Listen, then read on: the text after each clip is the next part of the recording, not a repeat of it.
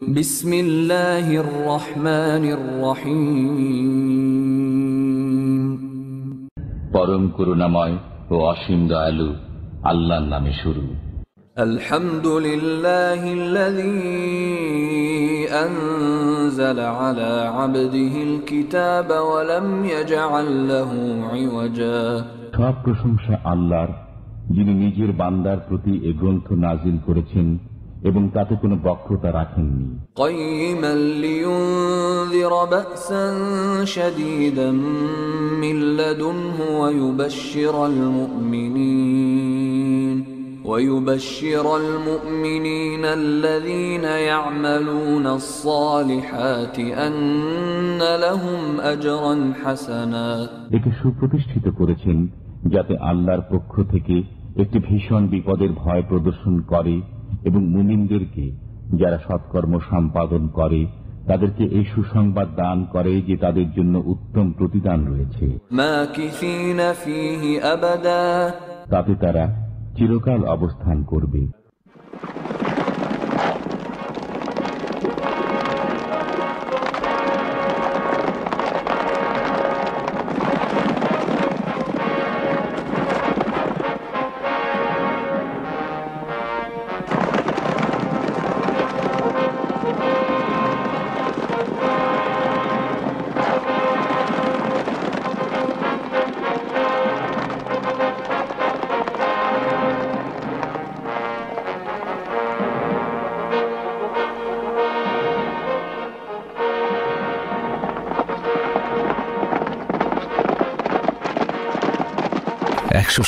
খ্রিস্টাব্দ রোমান সাম্রাজ্য প্রতিষ্ঠার 890 বছর পর রোমানগণ শত শত বছর উত্তরে তুরস্ক থেকে দক্ষিণে সিরিয়া পর্যন্ত নিজেদের রাজত্ব কায়েম করেন। এই অঞ্চলকে পূর্ব রোম বলা হতো। রোমানগণ নিজেদেরকে ওই সময়ের সবচাইতে বড় সভ্যতার অধিকারী মনে করতেন। প্রকৃতপক্ষে বলা উচিত তাদের শাসনকালে আধুনিক শহর নির্মাণ ও শহরে বসবাসের সূচনা হয়। অপরদিকে মানবতার চরম বিপর্যয় ও মূল্যবোধের অবক্ষয়ও এই সময় থেকেই শুরু হয়। ওই সময়ের পূর্ব রোমের একটি বিখ্যাত অঞ্চল ছিল ফিলাডেলফিয়া। এটি বর্তমানে জর্ডানের রাজধানী আম্মান হিসাবে পরিচিত। রোমের বার্তাবাহকগণ ফিলাডেলফিয়ায় প্রবেশ করেছেন। তারা খুব শীঘ্রই মহান রোমান সম্রাট হাদেরিয়ানুসের পূর্ব রোম অর্থাৎ ফিলাডেলফিয়ায় আগমনের সংবাদ এখানকার শাসক ডিওক্লেটিয়ানুসকে জানালেন এবং এই খবরটি রোমানদের জন্য অত্যন্ত আনন্দ উৎফুল্লের ছিল। ডিওক্লেটিয়ানুস বা স্থানীয় জনগণের ভাষায় দাগিয়ানুস অত্যন্ত শক্তিশালী ও কঠোর প্রকৃতির শাসক ছিলেন, যার মধ্যে বিন্দুমাত্র দয়া মমতা ছিল না। হযরত ঈসা ইবনে মারিয়ামের ঊর্ধ্বাকাশে গমনের পর মহান আল্লাহ তাআলার এই দিনের প্রচার প্রসার বৃদ্ধি হতে লাগল। এটি রোমানদের জন্য মাথা ব্যথার কারণ হয়ে দাঁড়ালো, কেননা তারা অলিম্পিয়ান খোদার অনুসারী ছিলেন এবং হরেক রকম খোদার ইবাদত করতেন। তারা তাদের খোদাগণের আইন ও শিরক পূজার পতন ও বিনাশ সহ্য করতে পারছিলেন না এবং অপরদিকে এক ও অদ্বিতীয় খোদার প্রচার ও প্রসারের সাক্ষী হতে চাইছিলেন না। ফলে তারা অত্যন্ত কঠোরভাবে মহান আল্লাহর ইবাদতকারীদের বিরুদ্ধে কঠিন লড়াইয়ে অবতীর্ণ হলেন। একক খোদার ইবাদতকারীদের কঠোর সাজা দিতে লাগলেন। কিন্তু এত সব সাজা দেওয়া সত্ত্বেও নতুন এই দিনের প্রচার ও প্রসার দমিয়ে রাখতে পারলেন না।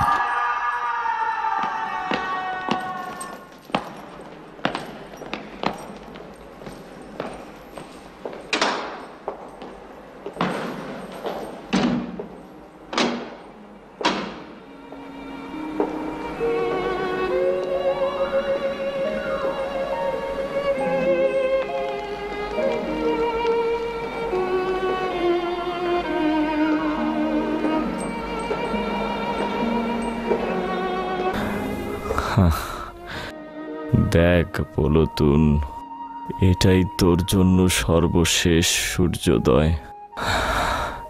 সম্ভবত আগামীকালের সূর্যোদয় আর দেখতে পাবো না। আজকে সফরের সরঞ্জাম গুছিয়ে নিতে হবে। কিন্তু কোথায় সেই সফর? তোর পরওয়ারদিগারের রহমতের সান্নিধ্যে তার মানে এই দুশ্চিন্তার বেড়াজাল ছিন্ন করে তোর অনুগ্রহের কোলে ঠাঁই নেব। হে মেহেরবান দয়ালু, জানি তুমি মহানুভবতা দেখিয়েছ, এই তুচ্ছ বান্দাকে ক্ষমা করেছ, এই বেচারাকে তোমার রহমতের ছায়াতলে ঠাঁই দিয়েছ। আমি তো আসলে নিজেকে চিনি। এই সকল দয়ার প্রতিদানের লজ্জিত হওয়া ছাড়া আর কি করতে পারি? এখনো ঘুমাওনি পুলতুন? খুব শীঘ্রই ঘুমিয়ে পড়ব, দীর্ঘ এক ঘুম, অতঃপর অনন্তকাল ধরে জেগে থাকা।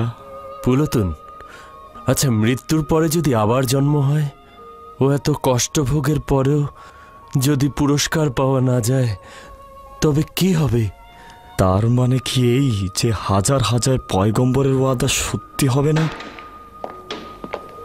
না না। পুলতনীয় সায়েন্তুস, চলো, দরজা খোলো, চলো। তাকে কোথায় নিয়ে যাচ্ছ? আদালতে। এদিকে আয়। প্লুটোনিয়াস, খোদা তোমার সহায় আছেন। খোদা তাআলার রহমত তোমার অপেক্ষায় আছেন। ভয় পেও না। এই থামো। খোদার উপর ভরসা রেখো। ভয় পেও না প্লুটোনিয়াস।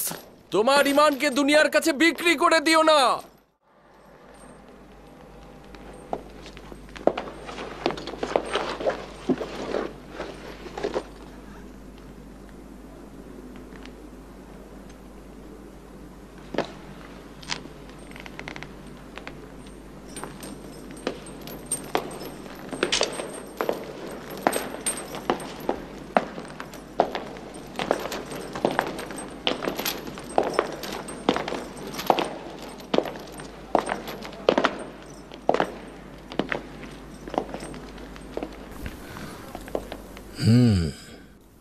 প্লুটোনিয়াস সায়েন্তুস।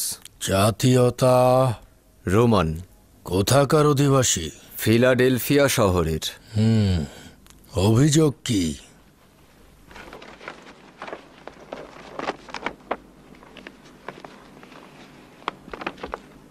প্লুটোনিয়াস সায়েন্তুস, ওনার বিরুদ্ধে অভিযোগ হচ্ছে সে মহান সম্রাট হাদেরিয়ানুস ও অন্যান্য খোদাদের ভাস্কর্যের সম্মুখে তাজিম করেনি, এবং একই সাথে অভিযোগ হচ্ছে সে মহান সম্রাটের ভাস্কর্য ভাঙচুর করেছে। অতঃপর তওবা করার পরিবর্তে পরাক্রমশালী রোমান খোদা ও জুপিটারকে অস্বীকার করেছে, এবং একই সাথে তুচ্ছ ও গোলামদের দিন অর্থাৎ ঈসা মসিদের দিন সে গ্রহণ করেছে।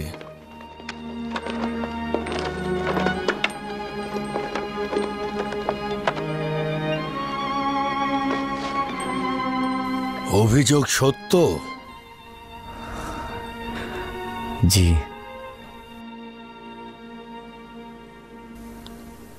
তোর শাস্তি হবে মৃত্যু, আর সেটাও হবে সবচাইতে কঠিন ও নির্মম মৃত্যু।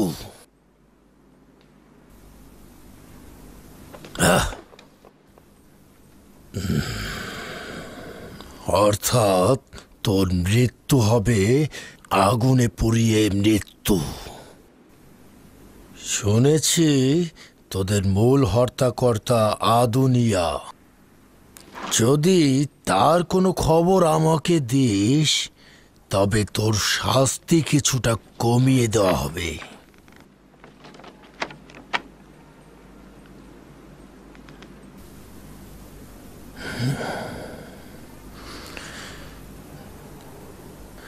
নির্বোধ!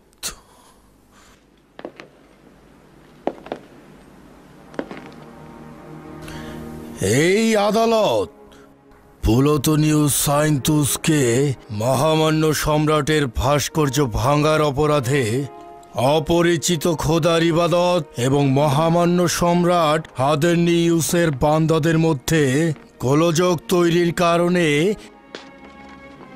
মৃত্যু পরোয়ানা জারি করছে। তোকে আজকে জোহরের সময় অপোলনের মন্দিরের নিকট পুড়িয়ে মারা হবে। ওকে নিয়ে যাও এখান থেকে।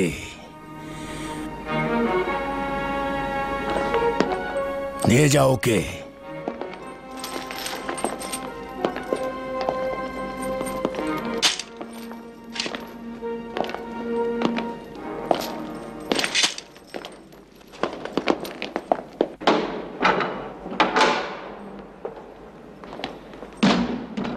এই কারারক্ষী, এদিকে এসো, ওকে নিয়ে যাও।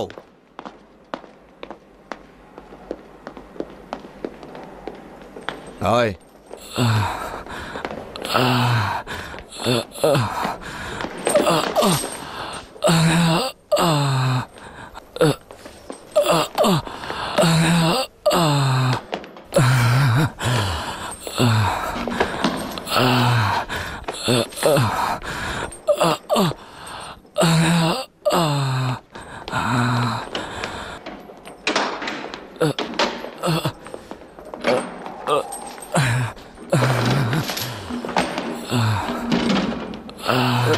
প্লুটোনিয়াস, তোমার ভাগ্যে কি হলো?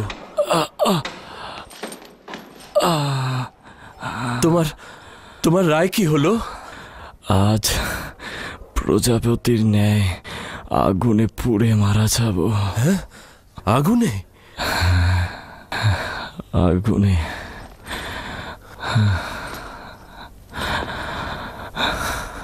এটা তো সবচাইতে কঠিন শাস্তি।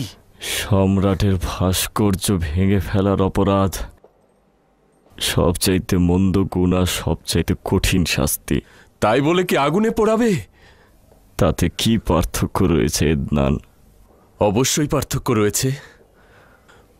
পূর্বে তো জেনাকারী, ব্যভিচারী ও জাদুকরকে আগুনে পুড়িয়ে মারা হতো, কিন্তু এখন তাওহীদে বিশ্বাসীদের পুড়িয়ে মারা হচ্ছে। একদিন তো মরতে হবেই। এই পদ্ধতিতে কি অসুবিধা রয়েছে? হয় আগুনে পুড়ে, নয়তো ক্রুশবিদ্ধ হয়ে। খুব দ্রুতই এই মাটিতে মিশে যাব। কি অবাক ব্যাপার!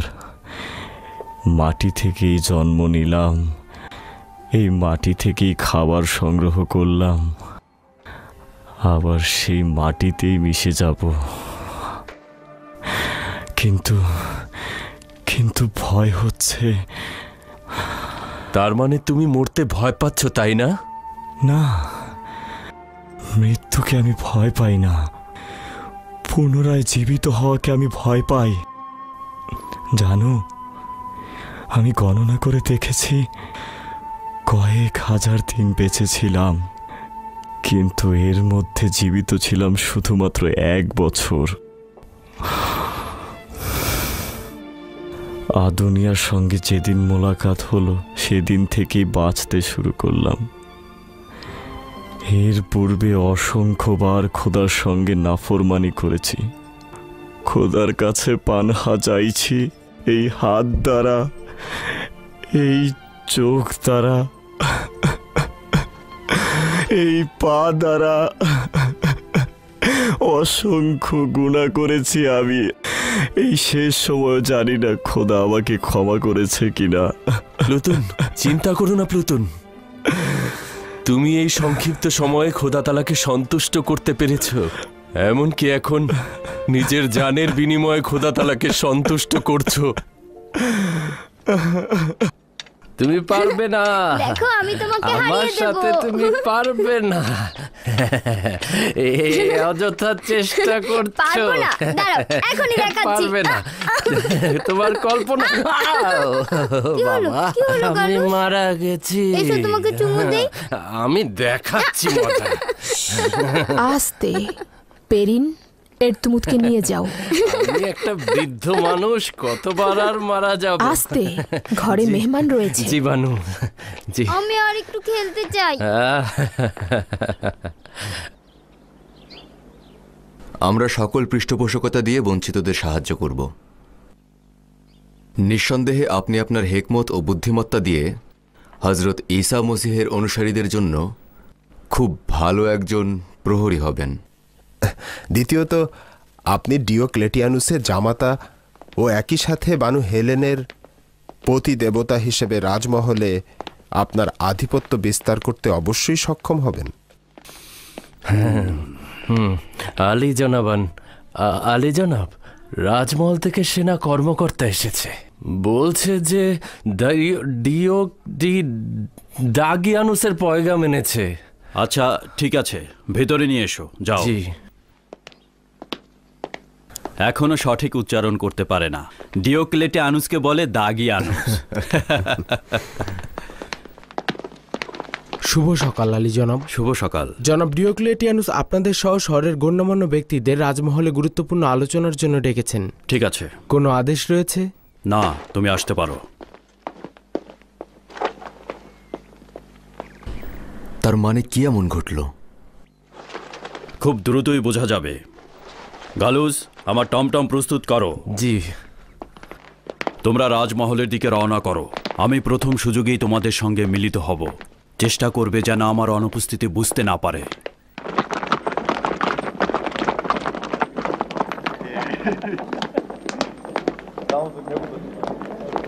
এসো, জোরে হাঁটো।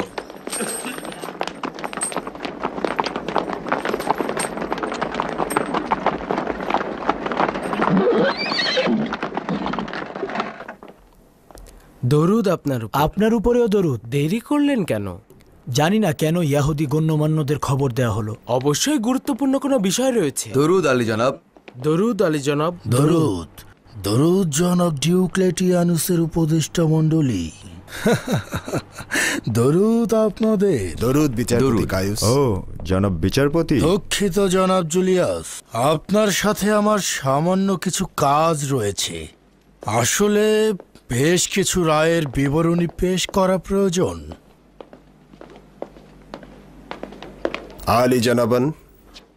আলী জনাব ডিওক্লেটিয়ানুস রোমের বার্তাবাহকদের সাথে কিছুটা মশগুল রয়েছেন। আলী জানাবানদের ধৈর্য ধরতে অনুরোধ করছি। এই সুযোগে তাহলে আমার বিবরণীটা পেশ করে ফেলি। আজ 11 জনকে আটক করা হয়েছে। এর মধ্যে 6 জন ঈসার অনুসারী, বাকিরা বিভিন্ন অপরাধের সঙ্গে যুক্ত। বিচার কাজ কেমন চলছে? খুব বেশি সন্তোষজনক নয়। হযরত ঈসার অধিকাংশ অনুসারী প্রতিরোধ করছে, তবে এদের মধ্যে অনেকের প্রতিবাদ করার সামর্থ্য নেই। তারা তওবা করছে অথবা তওবা করতে বাধ্য হচ্ছে। তওবাকারীগণ কোনো তথ্য দিচ্ছে? কেউ কেউ দিচ্ছে। যেমন ধরুন, ওদের মধ্যে আজ একজন আদোনিয়ার গোপনে তাবলিগ করার ব্যাপারে তথ্য দিয়েছে। তাকে গ্রেফতার করেছো? না আলী জনাব, সে একজন ভালো ফাঁদ হতে পারে। যদি তাকে নজরে রাখা যায় তবে হযরত ঈসার সকল অনুসারীকে একসাথে গ্রেফতার করা যাবে। খুবই ভালো কথা। তবে সতর্ক দৃষ্টি রেখো যেন ফাঁদ পালিয়ে না যায়। আর আমিও একজনকে তার দিকে নজর রাখতে বলবো। খোদা তাআলার উপর নিষ্ঠাবান থাকো। খোদা আমাদের সঙ্গে রয়েছে। আমাদের সালাম প্রিয় মাওলা হযরত ঈসার নিকট পৌঁছে দিও। হ্যাঁ, পৌঁছে দিও। খোদা, তোমার নিকট পানাহ চাইছি। সাহস রেখো, নিজের তালাশকে বৃথা যেতে দিও না। সাহস রেখো। খোদা আমাদের সঙ্গে রয়েছেন। হে খোদা, আমাদের ফরিয়াদ কবুল করুন। তাকে নিও না, তাকে ছেড়ে দাও। বাধা দাও পুলুতুন, ছেড়ে দাও। ভয় পেও না পুলুতুন, খোদা তোমার সহায় রয়েছে। ভয় পেও না।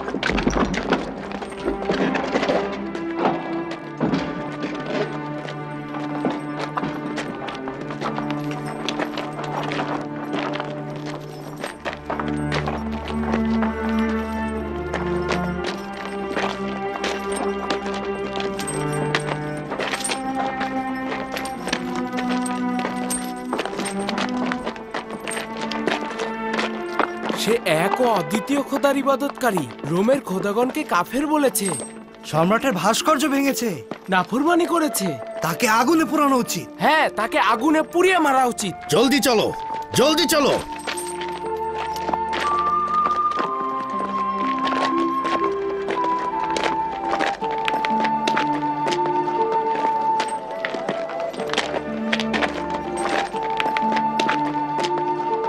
সরে যাও, এক পাশে সরে দাঁড়াও। তোকে অবশ্যই হত্যা করা উচিত, তোকে আগুনে পুড়িয়ে মারা উচিত।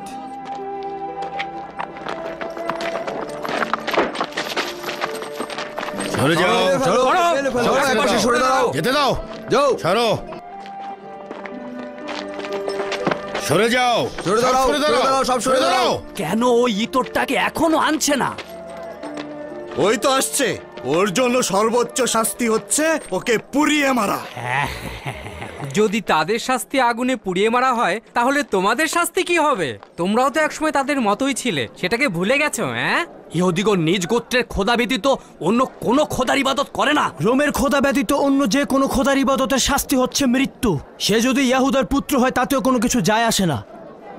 কি বললি?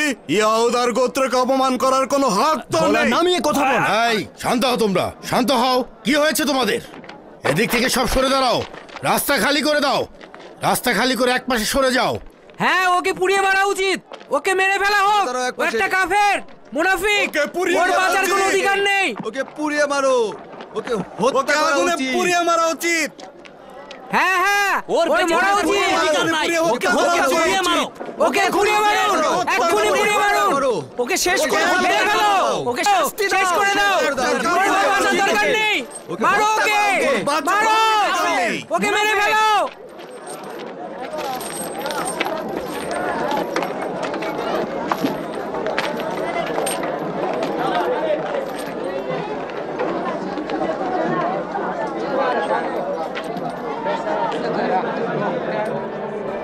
ও একজন খেয়ানতকারী।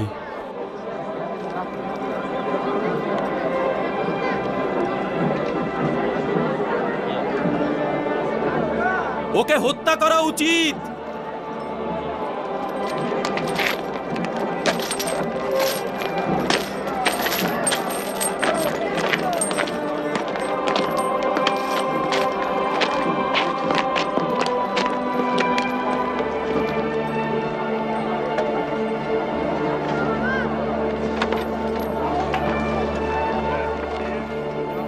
সরে দাঁড়াও, সরে দাঁড়াও, এক পাশে সরে দাঁড়াও, যেতে দাও।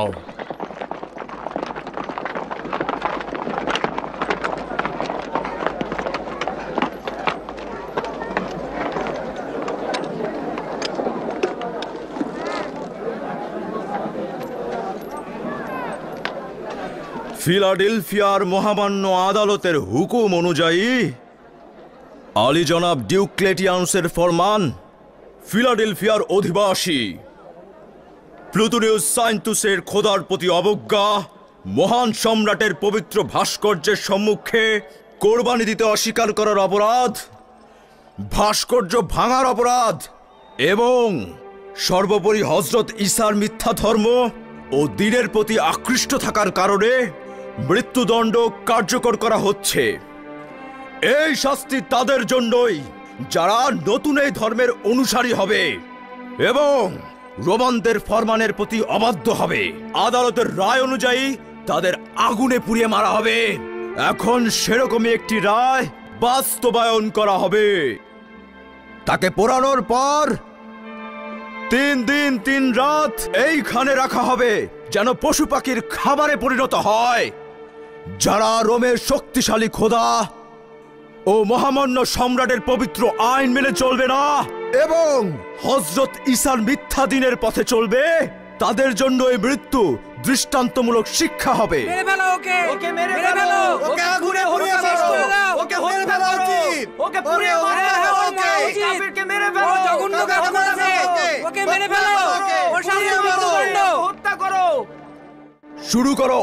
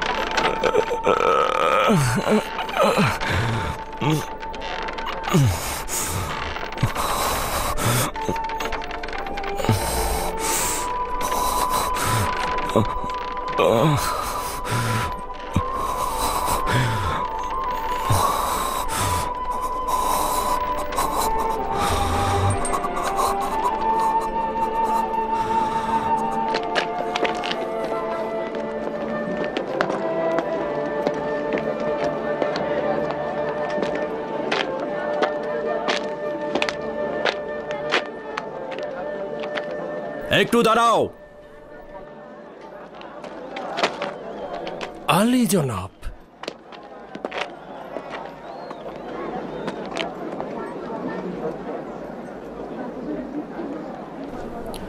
প্লুটোনিউস সাইন্তুস, মৃত্যুর পূর্বে তোমার কি কোনো শেষ ইচ্ছা রয়েছে? এটাই শেষ সুযোগ যেখানে তোমার শেষ ইচ্ছা পূরণের চেষ্টা করা হবে।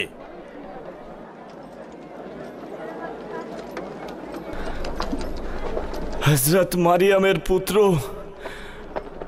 হযরত ঈসা বলেছেন, হাকিকতকে যদি অন্ধকারে বলতে ভয় পাও তবে সেটা একদিন দৃশ্যমান আলোতে ফুটে উঠবে। যে ঈমানের বিষয়ে নির্জন কোনো ঘরের কোণে আলোচনা করেছিলে, একদিন সেই কথা প্রতিটি বাড়ির ছাদে প্রতিধ্বনিত হবে। ওর অবশ্যই মারা যাওয়া উচিত। ওকে আমি দেখেছিলাম, ও সেই কাফের। ওকে কেন এখনো মারছে না? ওটাকে পুড়িয়ে মারো। ওকে জলদি পুড়িয়ে মারো।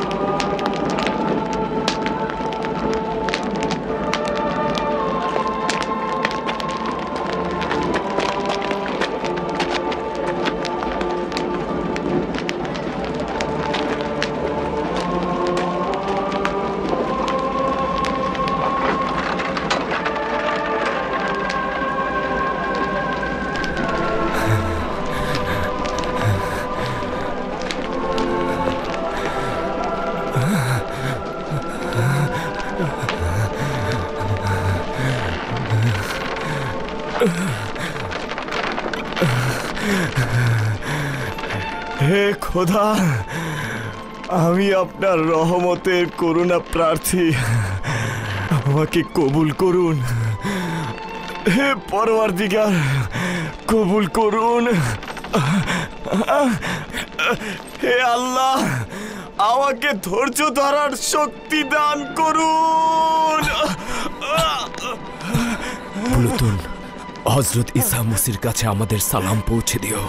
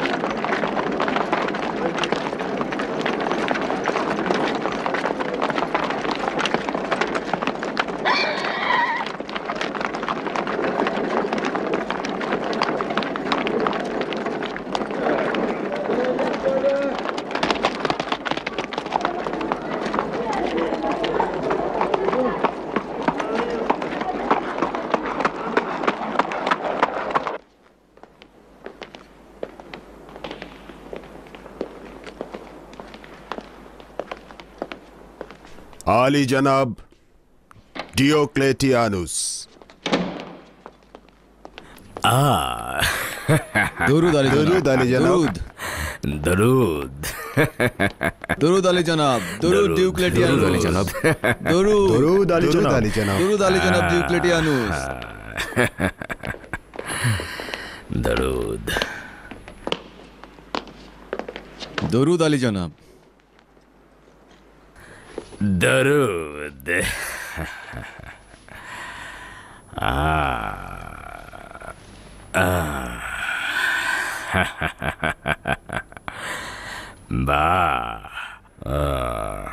আপনাদের সবাইকে একসঙ্গে দেখে বেশ আনন্দ বোধ করছি।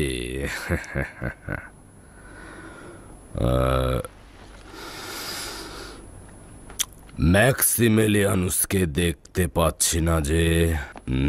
জনাব ম্যাক্সিমিলিয়ানুস সময়ের ব্যাপারে অত্যন্ত সচেতন। তিনি খুব শিগগিরই হয়তো এখানে এসে পৌঁছাবেন। সম্ভবত তিনি পথেই আছেন আলী জনাব। ঠিক আছে।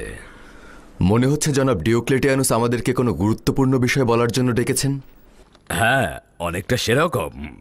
ফিলাডেলফিয়া খুব দ্রুতই তার ইতিহাসের পাতাতে একটি গুরুত্বপূর্ণ ঘটনার সাক্ষী হতে যাচ্ছে। যে দিনটি হয়তো ফিলাডেলফিয়ার ইতিহাসে আর কখনোই পুনরাবৃত্তি হবে না। আজ অবশ্যই আমি আমার অনুসারীদের সঙ্গে একটি গুরুত্বপূর্ণ বিষয়ে আলোচনা করব। বিশেষ চর পয়গাম এনেছে যে খুব শীঘ্রই প্রাচ্যের এই রোমান ভূমিতে আমাদের মহান সম্রাট হাদেরিয়ানুস আগমন করবেন।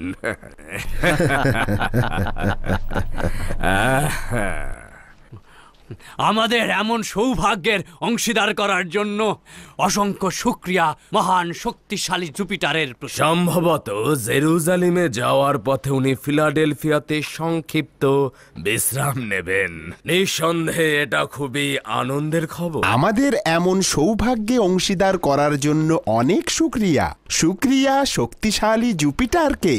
তার চরণ ধুলিতে ফিলাডেলফিয়া মুবারক হোক।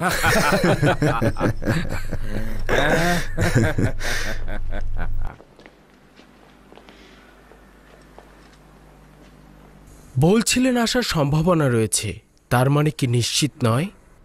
পরিবর্তনের সম্ভাবনা তো রয়েছে, তবে আপাতত সিদ্ধান্ত এটাই যে আমরা তার আগমনের প্রস্তুতি নেব। পানাহ চাইছি মহান জুপিটারের কাছে। কি সৌভাগ্য আমাদের, মহান সম্রাটের দিদার লাভ করব। শুধু রোমান জাতির মহান খোদার দিদারই নয়, বরং অর্ধ পৃথিবীর খোদার দিদারের সৌভাগ্য। এমন সৌভাগ্য কিন্তু প্রতিটি ইনসানের ভাগ্যে জোটে না। শুনেছি জনাব ডিওক্লেটিয়ানুস এই মহান খোদার সঙ্গে একই রণাঙ্গনে ছিলেন। ঠিক শুনেছ। টারাজান সাম্রাজ্যের সময় জনাব হাদেরিয়ানুস বিশাল রোম বাহিনীর প্রধান সেনাপতি ছিলেন, আর আমি তার লস্কর বাহিনীর একটি অংশের প্রধান ছিলাম। আচ্ছা, এটা কি সঠিক যে আপনি জনাব হাদেরিয়ানুসের জান বাঁচিয়েছিলেন? ক্ষমা করবেন আলী জনাব, আমি শুনেছিলাম সেটা একটা ভয়ঙ্কর মুহূর্ত ছিল। ইরানীদের সঙ্গে যুদ্ধে হঠাৎ দুশমনরা হামলা করল, রোমান সৈন্যদের পেছনে পালিয়ে যেতে বাধ্য করা হলো এবং জনাব হাদেরিয়ানুসকে বন্দী করা হলো। আর কিছুটা বিলম্ব হলেই তার জান কতল হয়ে যেত। কিন্তু জনাব ডিওক্লেটিয়ানুস এই বিপজ্জনক অবস্থা টের পেয়ে বিলম্ব না করে এই শত্রুবাহিনীকে হামলা করলেন। তিনি বীরত্বের সাথে শত্রুবাহিনীকে পরাস্ত করে তাকে নাজাত করলেন।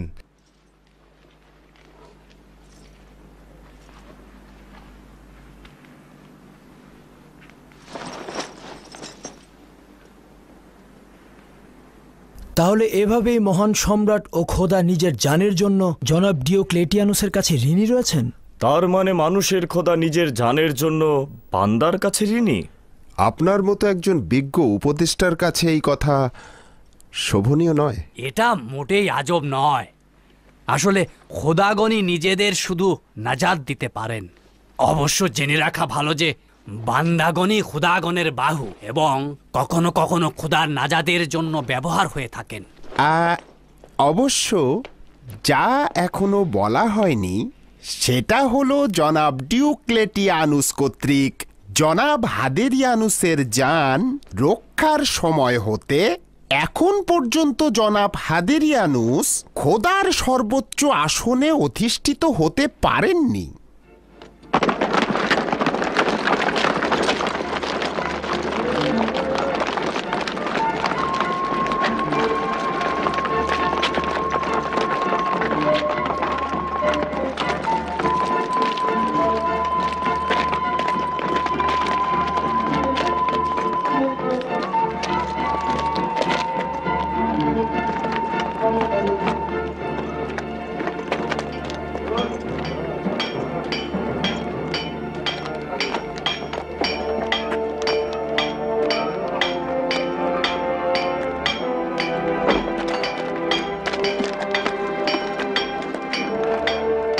আমার ঘোড়ার নালটা কি একটু দেখবে কামার?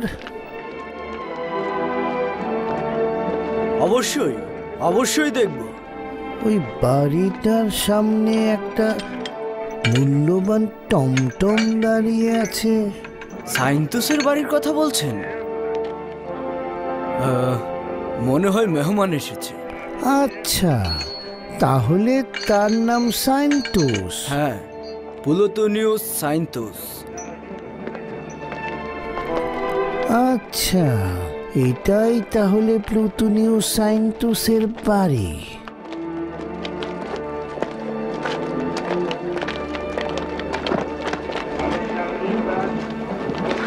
আরে কোথায় যাচ্ছেন? এই যে শুনছেন, আপনার ঘোড়ার নাল লাগাবেন না। এই যে চলে গেল। আরে আপনার নাল লাগাবেন না, পাগল নাকি?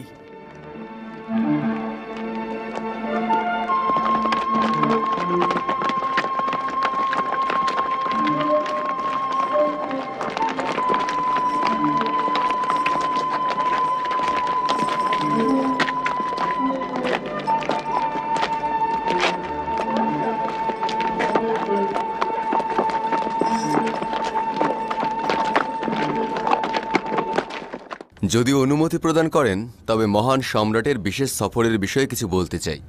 বলো। নিঃসন্দেহে সম্রাটের জেরুজালেম সফর কোনো সাধারণ ঘটনা নয়। সম্ভবত বনি ইসরায়েলদের প্রতিরোধ এবং সেখানে জুপিটার মন্দির নির্মাণের জন্য সম্রাটের এখানে আগমন হবে। আর ইহুদিদের জন্য এটা এক ধরনের হুমকিও বটে। হ্যাঁ, একেবারে সঠিক। হ্যাঁ, আরে বনি ইসরায়েলের সন্তানেরা কতটা আহাম্মক যে তারা ভাবছে রোমের মহান সম্রাটদের বিরুদ্ধে তারা পেরে উঠবে। অলিম্পিয়াস খোদা ও মারুখের সমুন্নতার সঙ্গে তারা পেরে উঠবে। যদি প্রথম থেকেই এখানে জুপিটারের ইবাদতখানা তৈরি করা হতো এবং সম্রাটের ভাস্কর্য জেরুজালেমে স্থাপন করা হতো, তাহলে এরকম রক্তক্ষরণ হতো না। প্রথমে এই কাজটি আসলে রক্তপাত ছাড়া করা উচিত ছিল। বনি ইসরায়েলদের লজ্জাহীন প্রতিরোধের 3 বছর পর রক্তপাত ও হানাহানি ঘটিয়ে এখন পদক্ষেপ নিতে বাধ্য করা হলো। সঠিক। এদের থেকে অধিক মূর্খ হচ্ছে ঈসার অনুসারীরা। জানি না এরা না দেখা খোদার মধ্যে কি পেয়েছে। ঈসাকে তারা রোমের শক্তিশালী খোদার চেয়ে বেশি প্রাধান্য দেয়। হাস্যকর। যারা তাদের খোদার কোনো আকৃতি সম্পর্কে জানেন না, তাদের খোদা নারী না পুরুষ সেটাও জানেন না, এবং তার জন্য কোনো ভাস্কর্যও তৈরি করতে পারেন না। কিভাবে তার ইবাদত করে? যদি তাদের খোদা শক্তিশালী হতো তবে অবশ্যই এই দুর্বল ও অক্ষম বান্দাদের নাজাত দিত। নিজেকে অসন্তুষ্ট করবেন না আলী জনাব। মানুষের পাগলামির কোনো সীমা পরিসীমা নেই। তারা এমনকি তাদের পয়গম্বরের পক্ষেও কোনো প্রতিরোধ গড়ে তুলতে পারেনি। কিছু সংখ্যক ইহুদি তাকে ক্রুশবিদ্ধ করেছে। মহান শক্তিশালী জুপিটারের পিতা অপুলিয়নের শৌর্য বীর্য দেখো, আর ওই দুর্বল অক্ষম খোদার পুত্রকেও দেখো।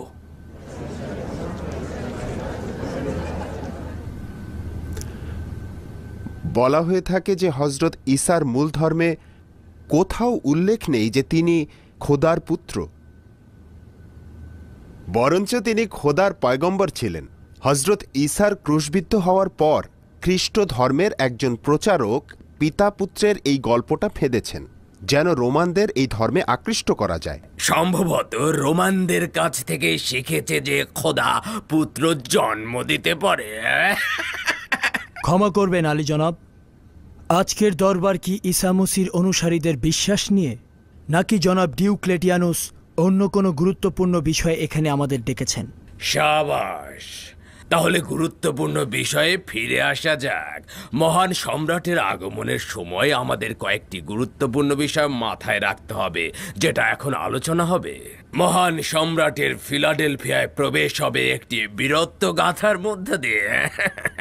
শুনুন জনাব ব্লুটো। জি আলী জনাব। আমাদের ইবাদত খানাগুলো মেরামত করা হোক, আপোসের ভাস্কর্য সেখানে প্রতিস্থাপন করা হোক, অপোলন, প্লুটন, মার্রিক, সিবেলা, কিয়ানা এবং মিত্রার ভাস্কর্য স্থাপন করা হোক। যত রকম ইবাদত খানা রয়েছে এবং যত রকম খোদার ইবাদত করা হয় তাদের নামে ইবাদত খানা তৈরি করা হোক। এবং প্রিয় মেয়র জনাব সুরিমানুস, আপনার কাছে চাইছি প্রভু জায়ানুসের ভাস্কর্য স্থাপন করে শহরের সদর দরজায় স্থাপন করা হোক। জি আলী জনাব। আর রাজস্ব বিভাগের প্রধান জনাব মার্টিয়ানুস, সম্রাটের সঙ্গে আমার পূর্ববর্তী সম্পর্কের কারণে তাকে আমরা মূল্যবান হাদিয়া প্রদান করব। কিন্তু আজ থেকে রাজস্ব দ্বিগুণ করে দিন। কিন্তু কিভাবে করবো আলী জনাব? এটাই তো অনেক কষ্টে জমা করে থাকি। বলে কি জনাব মার্টিয়ানুস, এটা রোম নয়, আর তারা উচ্চ মর্যাদা সম্পন্ন ইনসানও নয়। এরা হচ্ছে এমন একদল পশুপাল যাদের দুগ্ধ দোয়ানো না হলে বাচ্চারা সব খেয়ে ফেলবে। সুতরাং দুগ্ধ সংগ্রহ করো, বোঝা গেল? আর প্রিয় ডিনাসিউসে আজিজ, মহান সম্রাটের উপস্থিতিতে নাট্যশালা চাই।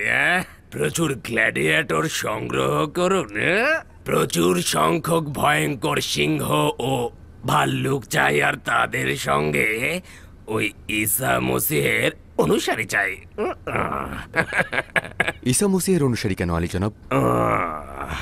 জানি যে চিকিৎসকের সঙ্গে ক্রোধ উপযুক্ত নয়, কিন্তু অবাক হচ্ছি এত ভোতা জেহেন তো আপনার ছিল না জনাব তেলমিখা। আচ্ছা, আপনি আমাকে বলুন তো, ভয়ঙ্কর সিংহ ভাল্লুক কিভাবে সম্রাটকে বিনোদন দেবে? বুঝতেই পারছেন, ফিলাডেলফিয়ার জমিন ঈসা মসিহের অনুসারীদের রক্তে একেবারে সয়লাভ হয়ে যাবে।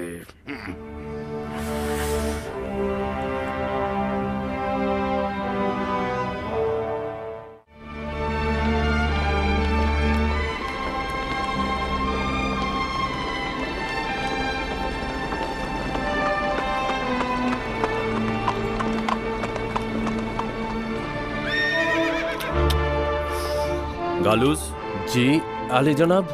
এক্ষুনি আদুনিয়ার কাছে যাবে এবং বলবে তারা যেন অবস্থান পরিবর্তন করে। হয়তো পুলুতুন আঘাতের কারণে সবকিছু বলে দিয়েছে। তার মানে কি পুলুতুন আলী জনাব যদি ফাঁস করে দিত তাহলে তো তাকে এতক্ষণে গ্রেফতার করা হতো।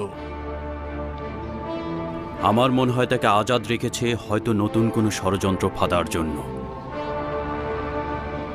হয়তো তার অনুসারী সহ সকলকে একত্রে বন্দী করতে চায়। তাহলে অবশ্যই সবাইকে সতর্ক করা দরকার। দেখো গালুস, যখন তুমি একটি সিংহের খাঁচায় একই সঙ্গে অবস্থান করবে, তখন তোমার বিবেক যা বলবে তার চেয়ে অধিক সতর্ক হতে হবে। সতর্ক থেকো। হয়তো আদুনিয়াকে নজরে রাখছে। জি আলী জনাব।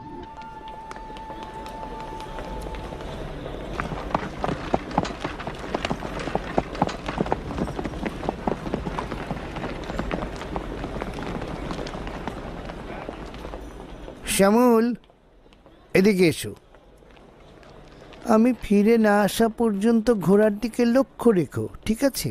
জি আচ্ছা।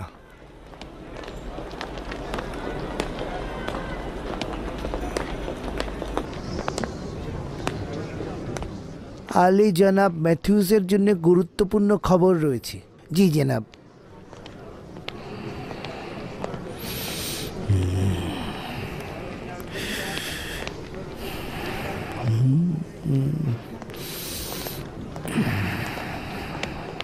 শালা মারজ করছি, আপনার জন্য জান কোরবান আলী জনাব।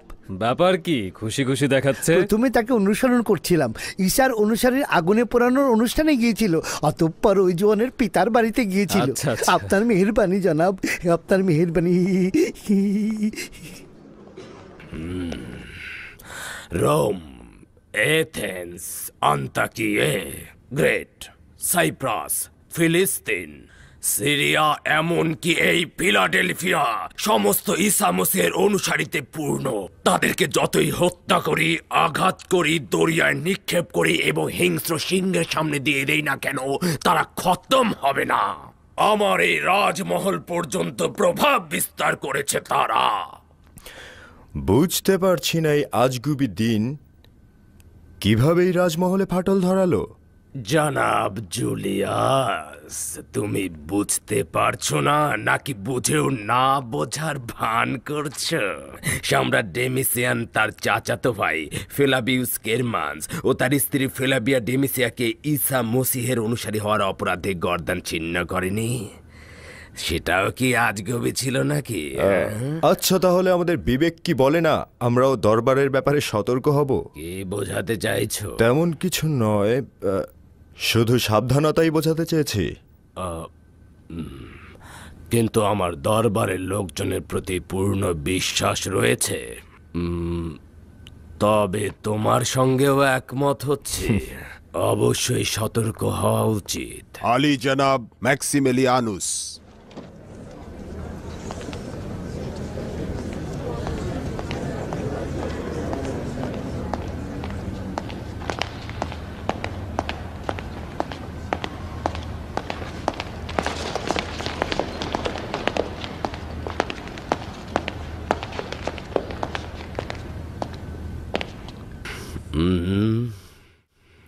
তাহলে আমাদের বিজ্ঞ উপদেষ্টা আগমন করলেন। আপনার খেদমতে নিজেকে উৎসর্গ করছি।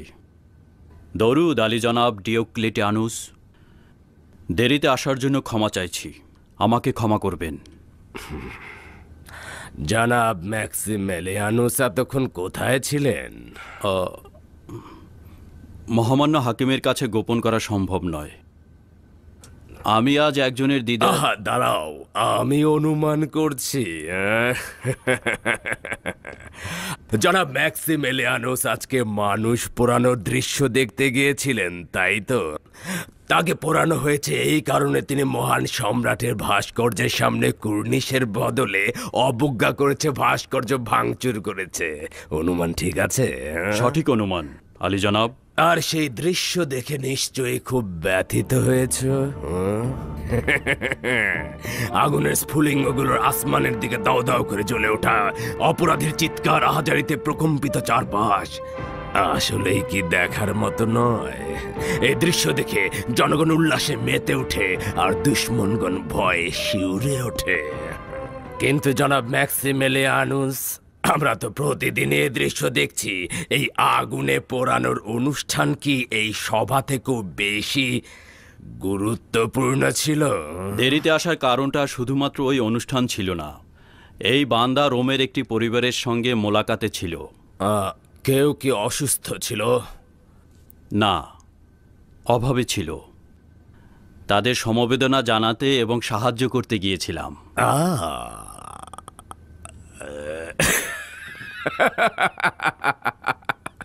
আচ্ছা, তুমি কি মনে করো যে এই মহব্বত ও সমবেদনা দিয়ে এই সকল মানুষের মধ্যে হুকুমত করা যাবে?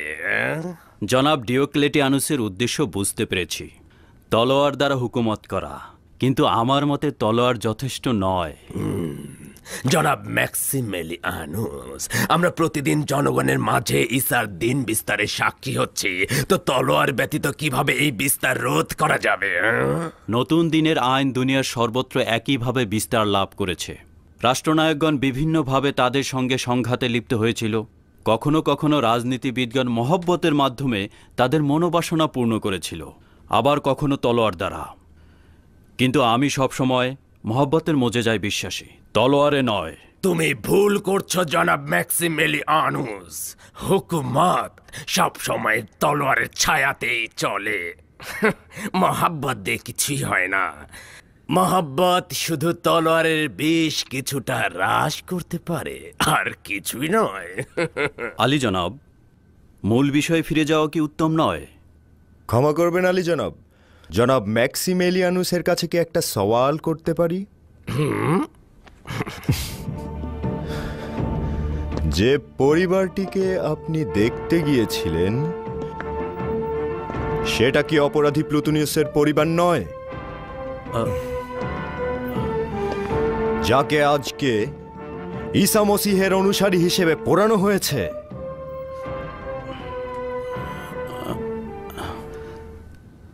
একজন অপরাধীকে যেমন শাস্তি দেওয়া উচিত, একজন অভাবীকেও তেমন সাহায্য করা উচিত। অবাক হচ্ছে, তুমি তাহলে একজন অপরাধী খ্রিস্টান পরিবারকে দেখতে গিয়েছিলে? জি আলী জনাব, আপনার কথা ঠিক, কিন্তু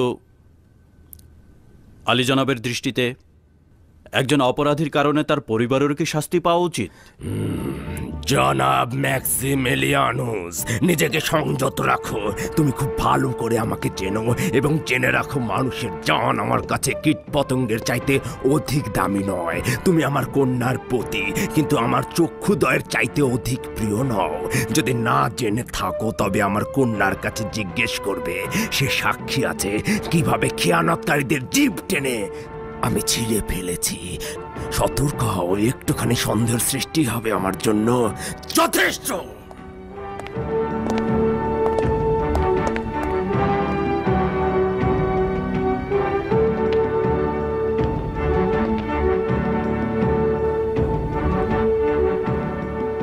আর কোনো সওয়াল আছে? না, শুধু সুপারিশ রয়েছে। আমি যদি আপনার জায়গায় থাকতাম তবে বানু হেলেন ও তার ভাগ্য নিয়ে ভাবতাম। বুঝতে পারছি না, এর সঙ্গে তোমার কি সম্পর্ক? আপনি যে আচরণ করেছেন সেটা বিপজ্জনক। আমার মনে হয় আপনার আরো সংযত হওয়া উচিত।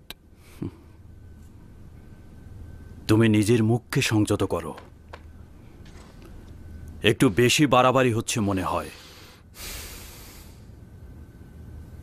এত বাড়াবাড়ি শরীরের পক্ষে ভালো নয়।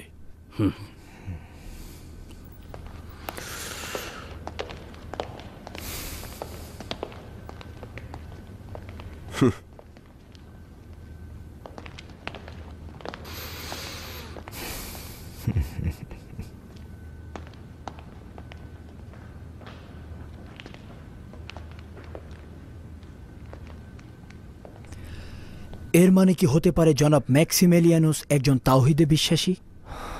সহজভাবে গ্রহণ করাটা ঠিক হবে না। ভবিষ্যতের ঘটনাবলীর দিকে অবশ্যই নজর রাখা উচিত।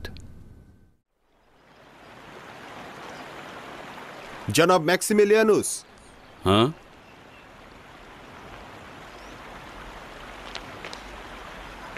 দরবারে শুনছিলাম বিচারপতি কায়ুস জুলিয়াসকে বলছেন যে একজন আঘাত সহ্য করতে না পেরে আদুনিয়ার কথা ফাঁস করে দিয়েছে। আমিও তাই ভাবছিলাম। চিন্তা করো না, গালুসকে পাঠিয়েছি আদুনিয়াকে খবর দিতে। আচ্ছা, জুলিয়াস কিভাবে বুঝলো যে আপনি কোথায় গিয়েছিলেন? মনে হয় আমার পেছনে তারা গুপ্তচর লাগিয়েছে। আচ্ছা, সে কতটুকু জানতে পারে? নিঃসন্দেহে সে জানে যে আমিও আমার স্ত্রী কুফরি ও সেরেকি পূজা করি না। তবে আমাদের সঙ্গে ঈসার অনুসারীদের যোগাযোগ সম্পর্কে কিছু জানে কিনা জানি না। যদি আপনাদের ব্যাপারে নাক গলায় তাহলে আমাদের ব্যাপারে নয় কেন? আসলে আমার মনে হয় তার বিরোধ জনাব ম্যাক্সিমিলিয়ানুসের সঙ্গে, আমাদের সঙ্গে নয়। দুঃখিত, আমার এটা বলার কারণ হচ্ছে তার নজর প্রথম থেকেই বানু হেলেনের দিকে ছিল।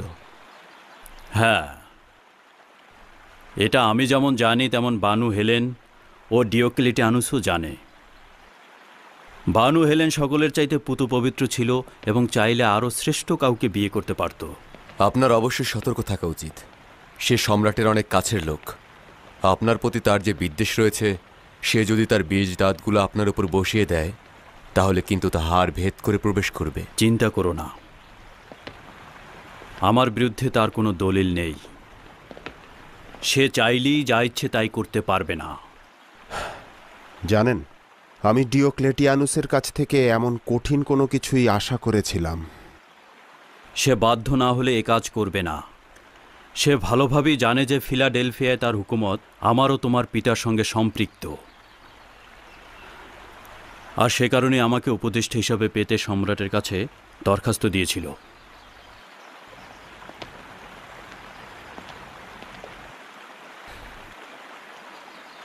মহামান্য হাকিম যদি অনুমতি দেন তো বলি, আপনার হুকুমতের মূল ভিত্তির সিদ্ধান্তগুলো আপনার ক্ষমতাকে নড়বড়ে করে দিতে পারে। ম্যাক্সিমেলিয়ানুস শুধুমাত্র আপনার মেয়ে জামাতাই নন, রোমের বিখ্যাত বিচারক পরিবারের জনাব সানাতুর মার্সেলুস সানাতুরের সন্তানও বটে। প্রকৃতপক্ষে সম্রাটের অত্যন্ত কাছের মানুষ। তার বিষয়ে সিদ্ধান্ত গ্রহণ করা অত্যন্ত মুশকিলের ব্যাপার। হ্যাঁ, বুঝতে পারছি। তার এসব কার্যকলাপ অন্যান্যদেরকে দুঃসাহসী করে তুলবে। যদি তার দিক থেকে কোনো বিপদ টের পাই তাহলে এক মুহূর্ত বিলম্ব করব না, কিন্তু এই মুহূর্তে তাকে আমার দরকার।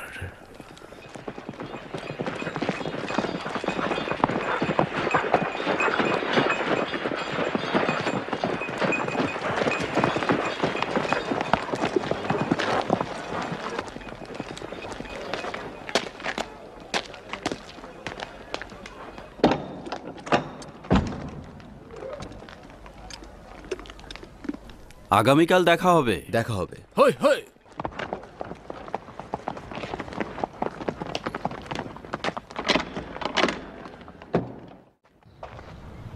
আমি খেলতে চাই, আমার একা একা ভালো লাগছে না। শান্ত হও তুমুদ, তুমি খেলবে। গালুস এলে তারপরেই খেলবে। আমি একা একা খেলবো না তুমুদ, আমি এখনই খেলবো। দেখো তোমার আব্বাজান এসেছে। সালাম আব্বাজান।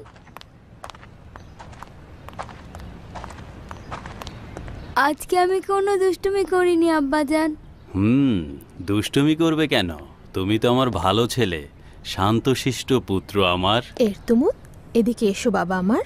তোমার আব্বাজান একটু ক্লান্ত আছেন, ওনাকে বিশ্রাম নিতে দাও। যাও ওদিকে গিয়ে খেলো।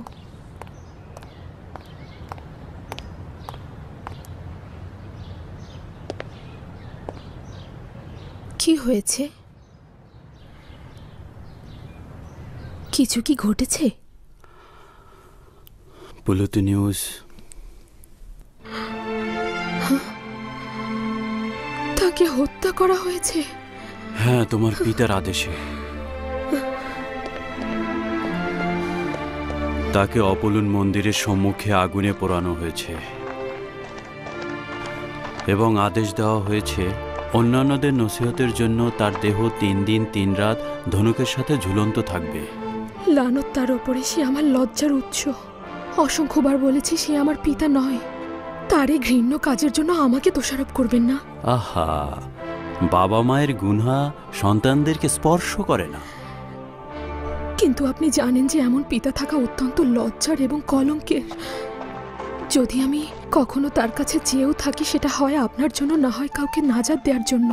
এমনিতে তার সঙ্গে দেখা করার কোনো ইচ্ছে আমার নেই। আমি তো কখনোই তার কার্যাবলীর জন্য তোমাকে দোষারোপ করি না। শুধুমাত্র তার পাপাচার আমার মনকে ব্যথিত করে।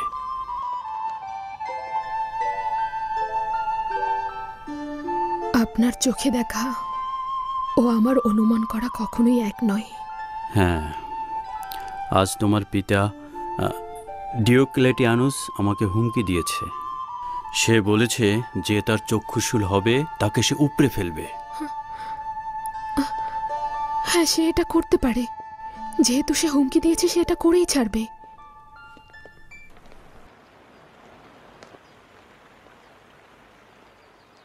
দরুদ আলী জনাব, আপনার জন্য জান কবুল।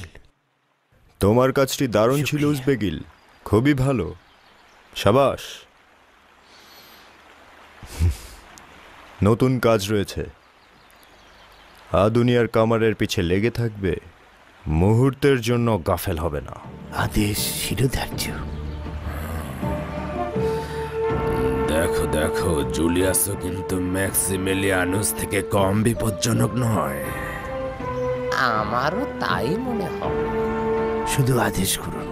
চোখে চোখে রাখবে তার সঙ্গে কারা যোগাযোগ করে।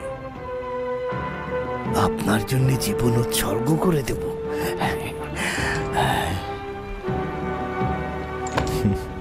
নাও।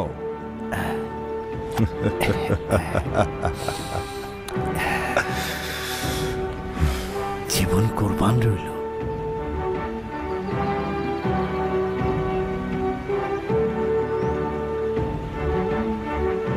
চলো যাই। এইরূপ হলে তিনি তার আপনজনকেও ক্ষমা করেননি। তুমি নাকি তার সাক্ষী ছিলে। মূলত তোমার আম্মাজানের ঘটনার দিকে ইঙ্গিত করছিল। সে সঠিক বলেছে। আমি দেখেছিলাম আম্মাজানের সাথে এটা ঘটেছিল।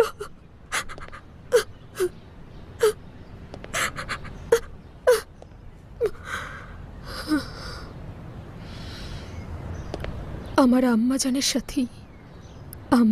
সাথেই সেই নৃশংস ঘটনাটি ঘটানো হয়েছিল। আমার মা ছিল দামেস্কের অধিবাসী। ওখানকার সকল অধিবাসী হজরত ঈসা মসিহের অনুসারী ছিল। রোমানদের হামলার ফলে আমার মা ছাড়া আর অন্য সকল অধিবাসী নিহত হলো।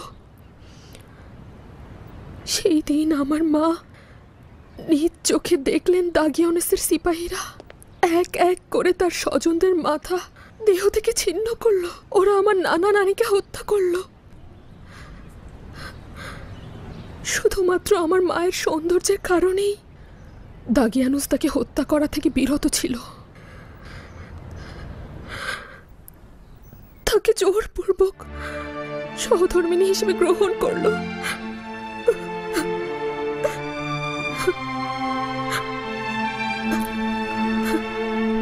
জানি হেলেন, এই ঘটনা আমি পূর্বেও শুনেছিলাম। আপনারা শুধু শুনেছেন, আর আমি নিজ চোখে যেটা দেখেছি সেটা কি করে ভুলে যাব? আমি সেটা কি করে ভুলে যাব বলুন?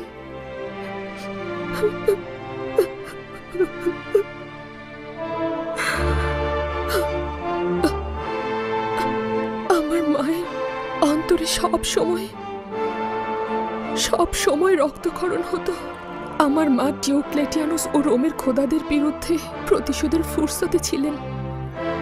এই ফুরসত তার জন্য অত্যন্ত কঠিন ছিল, কেননা তাকে নজরবন্দিতে রাখা হতো। কিন্তু আমার মা দমে যাননি।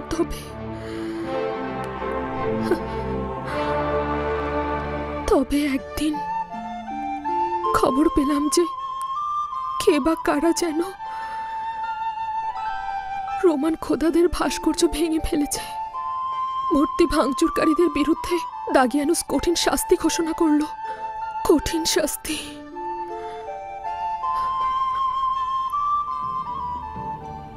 আর তারপর তবে একদিন খবর পেলাম যে কে বা কারা যেন রোমান খোদাদের ভাস্কর্য ভেঙে ফেলেছে। মূর্তি ভাঙচুরকারীদের বিরুদ্ধে দাগিয়ানুস কঠিন শাস্তি ঘোষণা করল। কঠিন শাস্তি।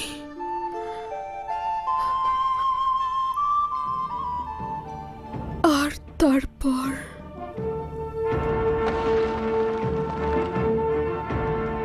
হে মরিয়ম মুকাদ্দাস, এই কাজ বিপজ্জনক। নিজের প্রতি রহম করুন।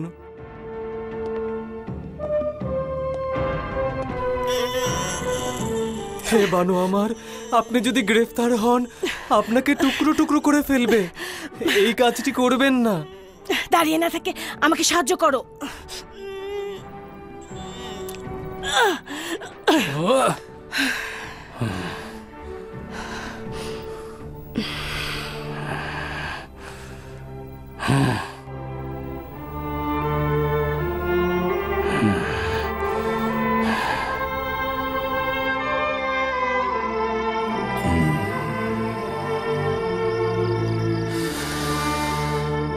আমি তোকে আফ্রিকানের দিকে নজর রাখতে বলেছিলাম। কিন্তু তুই নিজেই খোদাগণের সঙ্গে খেয়ানাত করেছিস এবং তার সঙ্গে এক হয়েছিস। যদি তোর সাহায্য না পেত তাহলে সে কোনোভাবে এই কাজটি করতে পারত না। তোর শাস্তিও হবে মৃত্যু। সে অপরাধী নয়, শুধুমাত্র আমার ফরমান মেনে চলেছে। তাকে ছেড়ে দাও। তার অপরাধ এটাই যে সে আমার ফরমান অবজ্ঞা করে তোর আদেশ পালন করেছে। মুন্ডুপাত করে ফেলো।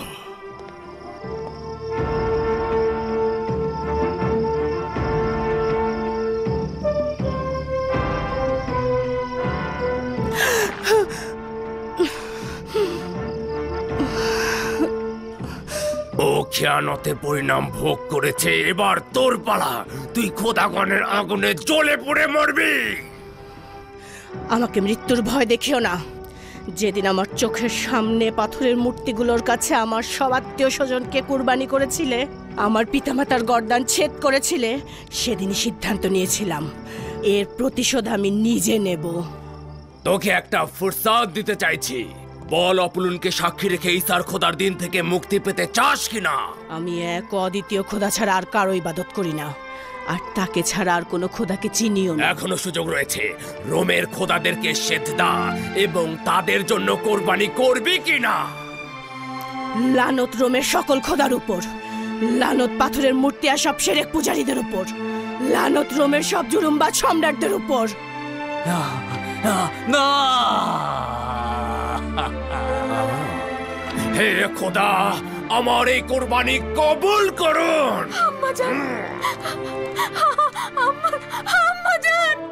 আমার আম্মাজানকে ছেড়ে দাও।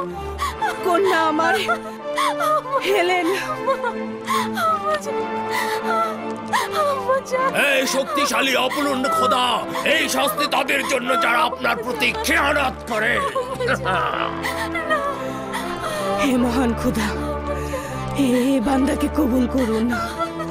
হে লজ্জিত বান্দাকে কবুল করুন। হে ইলাহি, আমার কন্যাকে তোমার নিকট অর্পণ করলাম। তার প্রতি লক্ষ্য রেখো। পরওয়ারদিগার, ভাস্কর্যগুলো কেন ভেঙেছি? তোমার জন্য। আম্মাজান, তিনি আমার চোখের সামনে আগুনে পড়ে মরলেন আর আমি কিছুই করতে পারলাম না। হে পরওয়ারদিগার, তার আত্মাকে মরিয়াম মুকাদ্দেসের সঙ্গে মোলাকাত করিয়ে দাও।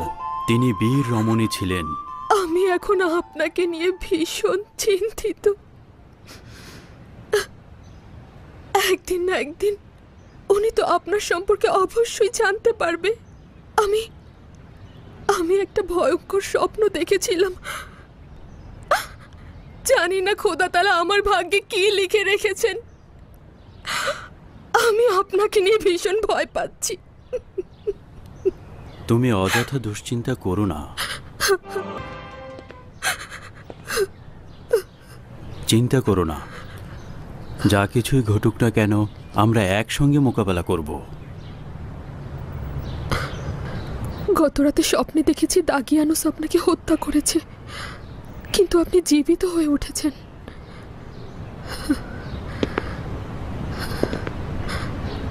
সে অনবরত উচ্চস্বরে ভয়ঙ্কর চিৎকার করছিল। সে ছিল আমাদের মাঝখানে। আমরা একে অপরকে স্পর্শ করতে পারছিলাম না। আমাদের মধ্যে ব্যবধান ছিল বিশাল। আমি জওয়ান ছিলাম আর আপনি ছিলেন একেবারে বৃদ্ধ।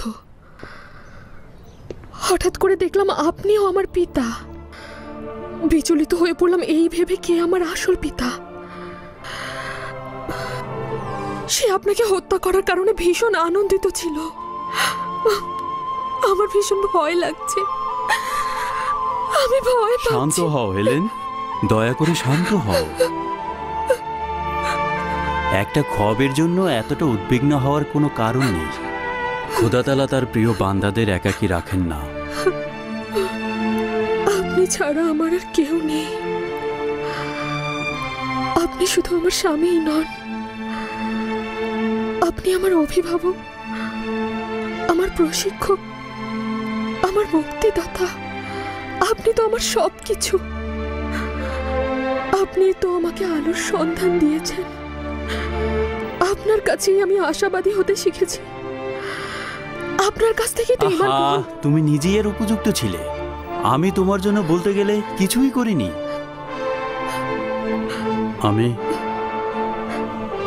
আমি তোমার জন্য গর্বিত।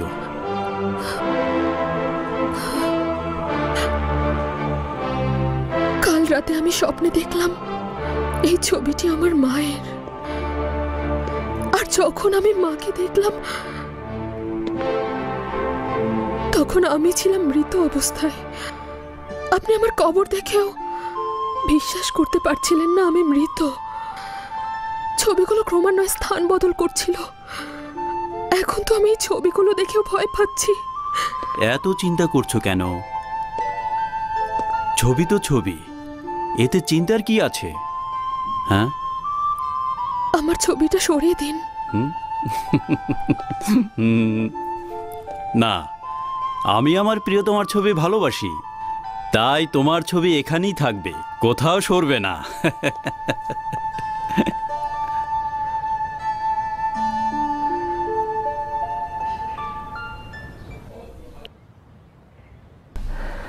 আমরা সংখ্যা খুবই নগণ্য, তবে আমাদের উচিত এই স্বল্প শক্তিকেই কাজে লাগানো এবং দিনের পথে আমাদের আরো অধিক প্রশিক্ষণ নেয়া। হযরত ঈসা মসীহর দিনের প্রতি লোকজনকে আরো বেশি আকৃষ্ট করানো। আর কতদিন দিনের পথে লোকদেরকে দলে দলে মেরে ফেলা হবে? আমরা আর কতদিন নীরব থাকব? আমার বিশ্বাস হচ্ছে যে এই দুনিয়াতে তোমরা যে কষ্ট ও নির্যাতন সহ্য করবে তা আল্লাহর দরবারে ইবাদত হিসাবে গণ্য হবে। আপনি যদি লোকজনকে ওই হুকুমতের বিরুদ্ধে বিদ্রোহ করতে উৎসাহ না দেন, তবে ঈসার অনুসারী এবং রোমানদের মধ্যে কোনো বিরোধীরই সৃষ্টি হবে না। আচ্ছা, হযরত ঈসা মসীহকে জালেমদের কাছে মাথা নত করতে নিষেধ করেনি? আপনার কোনো হক নাই মানুষের জান এইভাবে বিপদে ফেলার। হযরত ঈসা মসীহ তার মাথা উঁচুতেই রেখেছিলেন, কিন্তু তাই বলে এইভাবে নয়। অতএব এমন কিছু করা ঠিক হবে না যাতে আমরা আমাদের নিজেদের বিপদ নিজেরাই ডেকে আনি। খোদা তাআলা নিজের কুদরত তার পয়গম্বর ও অলি আউলিয়াদের উপর অর্পণ করেছে।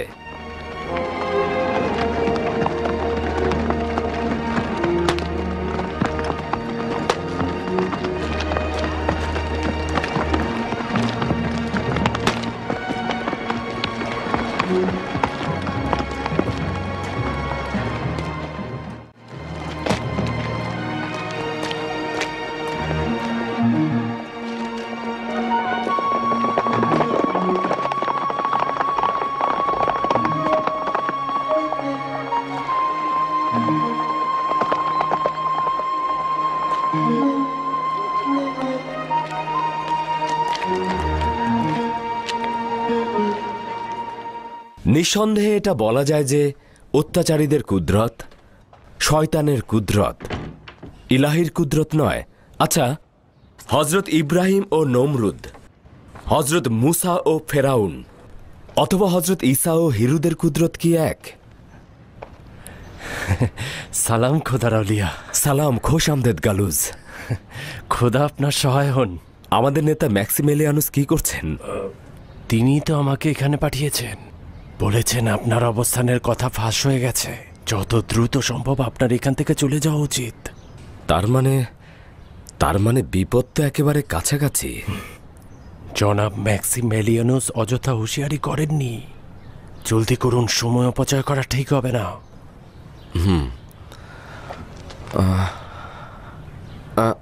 আচ্ছা ঠিক আছে, তাহলে তুমি এখন যাও, আমি একটু পরে আসছি। আমি আগে ওদেরকে পাঠিয়ে দেই। গোপনে যেতে বলবেন, তাদেরকে নজরবন্দি রাখার সম্ভাবনা রয়েছে।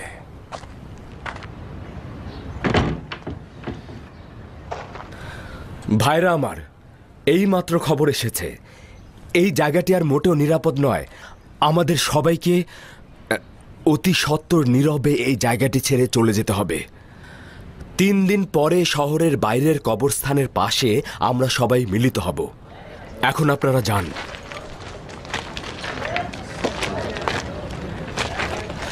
আপনি এই কাজের মাধ্যমে হযরত ঈসার দ্বীনের তালিমকে অবমাননা করছেন। জনগণকে যেরকম শিক্ষা দিচ্ছেন তেমনি তাদেরকে বিপদের মুখেও নিক্ষেপ করছেন। খোদা আপনাদের সবাইকে হেদায়েত দান করুক। যদি ওরা এই জায়গাটাও চিনে ফেলে আর সবাইকে গণহারে কতল করা শুরু করে তাহলে তার দায়ভার কে নেবে? খোদা তাআলার উপর ভরসা রাখুন, আশা ছেড়ে দেবেন না। খোদা যা চাইবে তাই তো ঘটবে। জনাব, যদি প্রয়োজন হয় আমি আপনার পাহাড়ে এখানে নিয়োজিত থাকব। চলে যাও, একদম চিন্তা করো না। আমি এখন এই এলাকা ত্যাগ করব। খোদা হাফেজ। খোদা হাফেজ।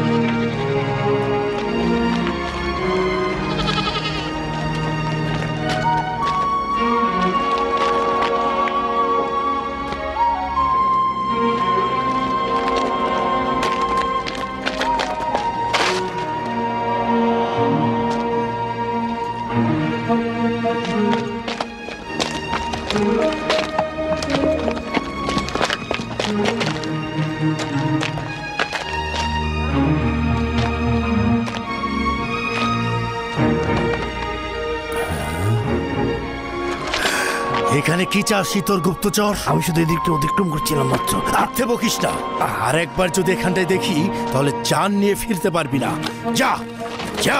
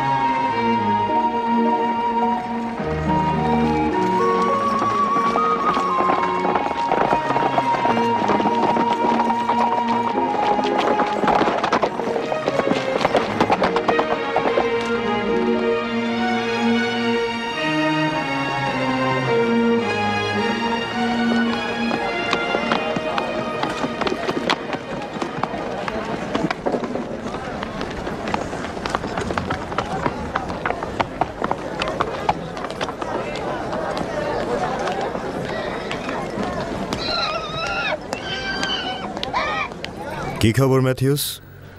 আলী জনাব জুলিয়াস, ইহুদি উজবেগিল কিছু খবর এনেছে। তুই এখানে কি করছিস? তোকে না বলেছি আদুনিয়ার পিছু নিবি?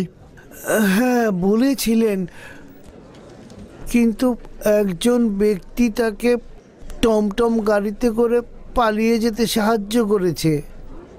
আসলে আমি পায়ে হেঁটে তাদের অনুসরণ করতে পারিনি। পায়ে হেঁটে কেন? আসলে আলী জনাব, ঘোড়ার দরকার ছিল না। ভাবতেও পারিনি তাকে পালিয়ে যেতে সাহায্য করা হবে। রাজদরবারের ভিতরের খবর কিভাবে বাইরে ফাঁস হয়ে যাচ্ছে? টমটমের চালককে চিনতে পেরেছিস? চিনতে পারিনি, চাদরে মুখ ঢাকা ছিল। তবে ধারণা করছি জনাব ম্যাক্সিমেলিয়ানুসের টমটম গাড়ি। ম্যাক্সিমেলিয়ানুসের বাড়ির আশেপাশে ভালো করে নজর রাখবি। যা। হুকুম শিরোধার্য আলী জনাব।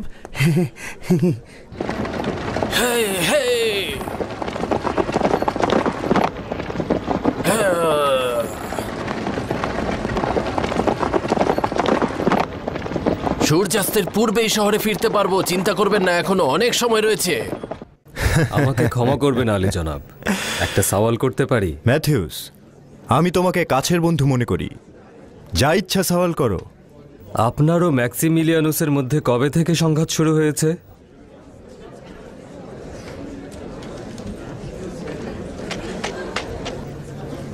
তোমাকে বিশ্বাস করি তাই বলছি। আমি বছরের পর বছর হেলেনের প্রতি আকৃষ্ট ছিলাম, আর সেটা ডিওক্লেটিয়ানুসও জানত। কিন্তু তিনি ম্যাক্সিমিলিয়ানুসকে দেখার পর তার কন্যাকে তারই সঙ্গে বিবাহ দিয়ে দেয়। আমি সেদিন থেকেই সিদ্ধান্ত নিয়েছিলাম প্রমাণ করব ম্যাক্সিমিলিয়ানুস হেলেনের উপযুক্ত নয় এবং সে খেয়ানতকারী। আমি এটা প্রমাণ করব। তার বিরুদ্ধে দলিল দস্তাবেজ সংগ্রহ করছি, সেগুলো আমি ডিওক্লেটিয়ানুসের কাছে দাখিল করব। যদি তিনি পাত্তা না দেন তবে সেই দলিল আমি সম্রাট হাদেরিয়ানুসের কাছে দাখিল করব। কেন জনাব ডিওক্লেটিয়ানুস ও বানু হেলেন ম্যাক্সিমিলিয়ানুসকে আপনার থেকে বেশি প্রাধান্য দিয়েছিলেন? এটা তার প্রভাব বিস্তারের সুবিধার জন্য। ম্যাক্সিমিলিয়ানুস রোমের বিচারক পরিবারের সন্তান, আর আমি রোমের প্রাচীন একজন সেনা অফিসারের সন্তান। আচ্ছা বলো তো, কে তার হুকুমত সবচেয়ে ভালোভাবে দেখাশোনা করতে পারত? দুঃখিত আলী জনাব। যাই।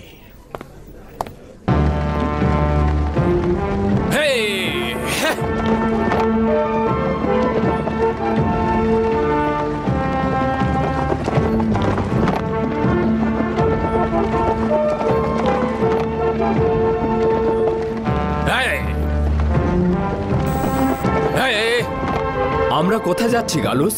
আপনার কিছুদিন শহরের বাইরে অবস্থান করা উচিত। এখানে এই জঙ্গলে একটা গোপন আস্তানা রয়েছে। আপনি কিছুদিন এখানে অবস্থান করবেন, পরিস্থিতি কিছুটা শান্ত হলে এবং রোমের লোক কিছুটা গাফেল হলে তখন ফিরে আসবেন। আমি আপনার জন্য প্রতিদিন খাবার নিয়ে আসবো। না, এখানে থাকলে আমার চলবে না। নিজের জানের বিপদের কথা চিন্তা করে আমার আজিফা ভুলে গেলে চলবে না। মানুষকে হেদায়েতের জন্য এখনো অনেক সময় রয়েছে, এ নিয়ে উদ্বিগ্ন হবেন না। আমি আমার দিনী ভাইদের সঙ্গে 3 দিন পরে শহরের বাইরে যে কবরস্থান রয়েছে সেখানে দেখা করবার অঙ্গীকার করেছি। কিন্তু এখন একটু সতর্ক থাকতে হবে। সেটা নিয়ে চিন্তা করো না গালুস।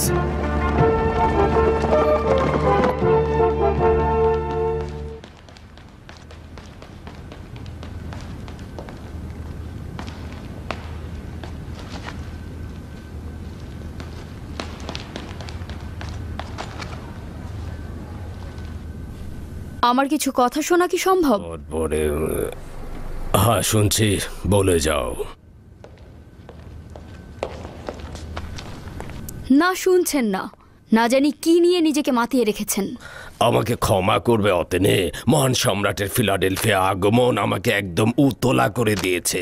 একটিমাত্র ভুলেই সবকিছু জলাঞ্জলি হয়ে যেতে পারে, সেই চিন্তায় আমি মগ্ন। আমি আপনাকে বলবো এইসব আত্ম অহংকার বাদ দিয়ে নিজের ক্ষমতার দিকে নজর দিন। অতেনে তুমি বুঝতে পারছো না। মহান সম্রাটের এই ফিলাডেলফিয়ায় আগমন রোমানবাসীর কাছে আমার ইজ্জতকে কতটা উঁচুতে নিয়ে যাবে তা তুমি বুঝতে পারছো না। আর তাছাড়া কত স্মৃতি যে জীবন্ত হয়ে উঠছে, তার সঙ্গে কত চমৎকার সময় কাটিয়েছি। মনে হচ্ছে যেন এই তো গতকাল দজলা ফোরাত নদীর মধ্যবর্তী যুদ্ধ কতটা গৌরবের আমার কাছে। আমি বিখ্যাত লিজিয়ান বাহিনীর সেনাপতি হাদেরিয়ানুস নির্দেশ দিল ভাগ্য গণনাকারী বানরদের খাঁচা থেকে বের করে আনতে। খাদেমরা খাঁচার সম্মুখে দানা ছিটিয়ে দিল, আর বাচ্চারা অতি অতি আগ্রহ সহকারে তা খেতে লাগলো। আর এটি ছিল যুদ্ধে আমাদের পক্ষে বিজয়ের আলামত। অতনে বিরাট একটি বিজয় আমাদের সম্মুখে ছিল। বানরের সে কি ভাগ্য গণনা, বানরের সে কি ভাগ্য গণনা।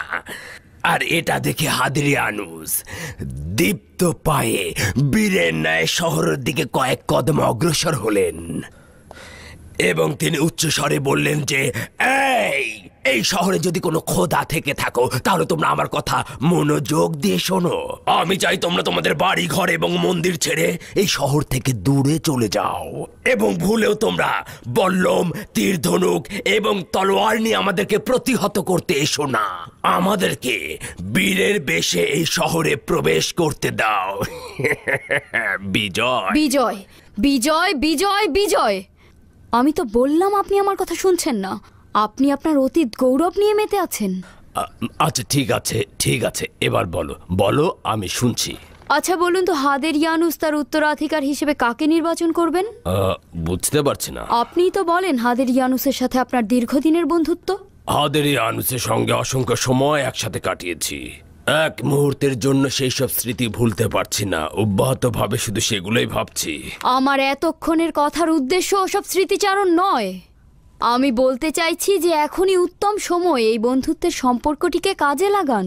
যেমন কিভাবে কাজে লাগাতে পারি? তাকে মনে করিয়ে দিন আপনার সঙ্গে তার পুরনো বন্ধুত্ব, এবং আপনি তার জান নাজাত দিয়েছিলেন, সে যেন আপনাকে উত্তরসূরি নির্বাচন করেন।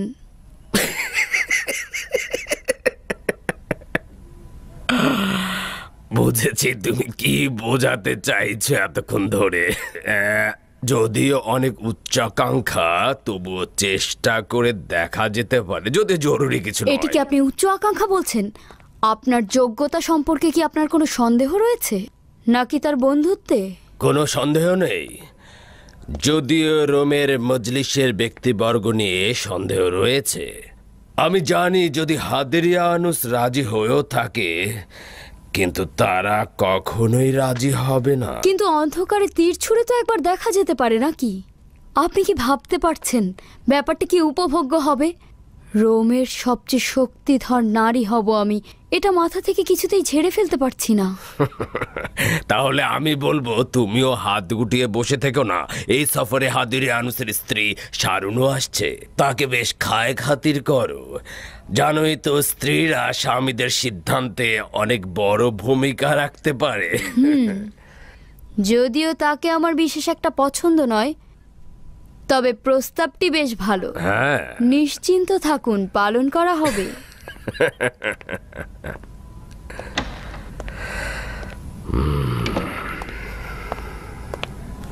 আলী জনাব জুলিয়াস।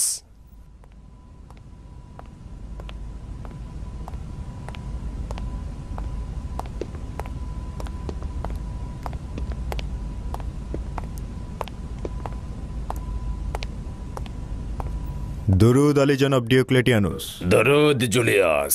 কোনো খবর আছে কি? জি আলী জনাব, আদুনিয়া পালিয়ে গিয়েছে আলী জনাব, আর তাকে পালাতে কে একজন সাহায্য করেছে।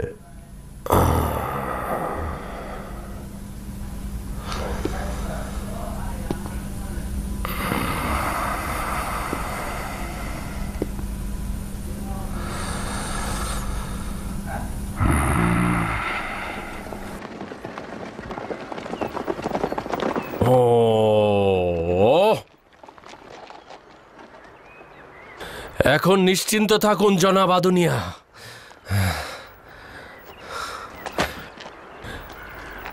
এখন আপনি নিরাপদ। এবারই প্রথম নয় যে জনাব ম্যাক্সিমিলিয়ানুস আমাকে নাজাত দিলেন।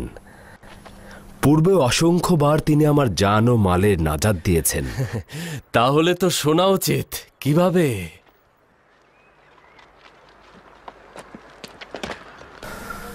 আমি হযরত ঈসা মসিহের দিনের তাবলীগকারী ছিলাম এবং তাদের দিন আমি প্রচার করে বেড়াতাম। একদা রোমের সৈন্যবাহিনী আমাকে দিন প্রচার করা অবস্থায় গ্রেফতার করলেন। নিঃসন্দেহে একেবারে মৃত্যুর দ্বারপ্রান্তে পৌঁছে গিয়েছিলাম, কিন্তু জনাব ম্যাক্সিমিলিয়ানুস অত্যন্ত দক্ষতার সহিত আমাকে আজাদ করলেন। আর এটাই মূলত আমার তাওহীদে বিশ্বাসী হওয়ার মূল ভিত্তি। এভাবে দিনের পর দিন একে অপরের সঙ্গে বিভিন্ন বিষয়ে বাহাস করেছি আমরা। আমি অসংখ্য বিষয়ে তার কাছ থেকে শিখেছি। গালুস, তোমার মালিকের মর্যাদা বোঝার চেষ্টা করো। আমি তাকে খুব ভালোভাবেই চিনি। তাহলে তুমি তো নিঃসন্দেহে আমার চাইতেও বেশি ঘটনা জানো। আমি তখন গ্রিক গোলাম। তখন আমার বয়স 14 কি 15। জনাব ম্যাক্সিমিলিয়ানুসের পিতা আমাকে কিনে নিলেন। তিনি রোমের একজন বিখ্যাত বিচারক ছিলেন, সম্রাট হাদেরিয়ানুসের খুব ঘনিষ্ঠ লোক ছিলেন। আমি জনাব ম্যাক্সিমেলিয়ানুসের বাল্যকাল ও বেড়ে ওঠার সাক্ষী ছিলাম। তিনি অত্যন্ত মেধাবী ছিলেন। বিখ্যাত ব্যক্তিদের সান্নিধ্যে থেকে তিনি শিক্ষা গ্রহণ করতে পেরেছেন। তারা তাকে জ্ঞান, বিজ্ঞান, সমাজনীতি, অর্থনীতি বিভিন্ন বিষয়ে শিক্ষাদানের মাধ্যমে তাকে পরিপূর্ণ করে তুললেন, কিন্তু এই শিক্ষাই তার জন্য কাল হয়ে দাঁড়ালো। আর রোমের অত্যাচারী খোদাগণ তাকে হিংসার চোখে দেখতে লাগলো। কিন্তু দাগিয়ানুস তার গুণমুগ্ধ হয়ে রোমের সম্রাটের কাছ থেকে নিয়ে এসে ফিলাডেলফিয়ার রাষ্ট্রীয় কাজে নিযুক্ত করলো। হ্যাঁ, আর ভাগ্যক্রমে ফিলাডেলফিয়াও একই পরিণতি ভোগ করলো। আপনার চেহারায় ক্লান্তির ছাপ দেখছি। উত্তম হচ্ছে গাছের ছায়ায় কিছুটা বিশ্রাম গ্রহণ করুন। তিনি রোমের অপকর্ম থেকে বাঁচবার জন্য ফিলাডেলফিয়া আসলেন, অথচ ফিলাডেলফিয়ার অপকর্মগুলো রোমের চাইতে কোনো অংশেই কম নয়। আচ্ছা জনাব ম্যাক্সিমিলিয়ানুস কেন দাগিয়ানুসের এই অপকর্ম দেখে রোমে ফিরে গেলেন না? দাগিয়ানুস তার কন্যার সঙ্গে ম্যাক্সিমিলিয়ানুসের বিয়ে দিয়ে দিলেন যেন তিনি ফিলাডেলফিয়ায় অবস্থান করেন। তবে বানু হেলেন যে এক খোদার ইবাদত করেন সেটাতে তিনি উদাসীন ছিলেন। তার মানে জনাব ম্যাক্সিমিলিয়ানুস এক ও অদ্বিতীয় খোদায় ঈমান আনার পূর্বে মিথ্যা ও শিরক ইবাদত থেকে মুখ ফিরিয়ে নিয়েছিলেন এবং তারপর তাওহীদে বিশ্বাসী হলেন। হ্যাঁ, তিনি কখনোই অলিম্পিয়াসের খোদায় বিশ্বাসী ছিলেন না এবং সে সত্যের সন্ধানী ছিলেন। তিনি তার খালেককে চিনতেন, কিন্তু তিনি খোদাতালার পক্ষ হতে হেদায়েতের একটি আয়াতের অপেক্ষায় ছিলেন। কিন্তু পবিত্র তাওরাত ও ইনজিল শরীফ কি তার হাতে পৌঁছেনি? কেন নয়, অবশ্যই তিনি সেগুলো পড়েছেন, কিন্তু হাকিকত খুঁজে পাচ্ছিলেন না। তিনি ফিলাডেলফিয়ার গ্রামগুলোতে অনবরত সফর করতেন এবং নিজের প্রভাব প্রতিপত্তি দ্বারা মজলুম ও বঞ্চিতদের তিনি সাহায্য করতেন। তিনি এমন একটি সফরে রাজস্ব আদায়কারীদের নির্মম নির্যাতনের ছবি দেখলেন। তারা ছিল দাগিয়ানুসের কর আদায়কারী।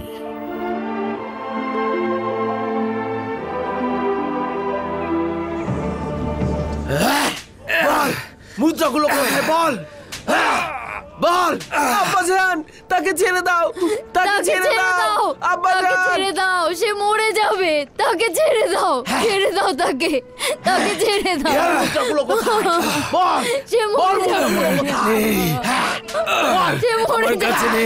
মুদ্রাগুলো কোথায় বল? আসলে নেই, থাকলেও জানের চেয়ে প্রিয় হতো না। তাকে ছেড়ে দাও, রহম করো তার উপর, সে জানে না। তাকে ছেড়ে দাও। সতর্ক থেকো, কোনো কিছু যেন লুকিয়ে না রাখে। বিন্দু মাত্র রহম করবে না। মারো, যতটুকু পারো সংগ্রহ করো। প্রত্যেকটা জিনিসকে ভালো করে দেখো। বিন্দু মাত্র রহম করবে না। মারো, মারো ওকে।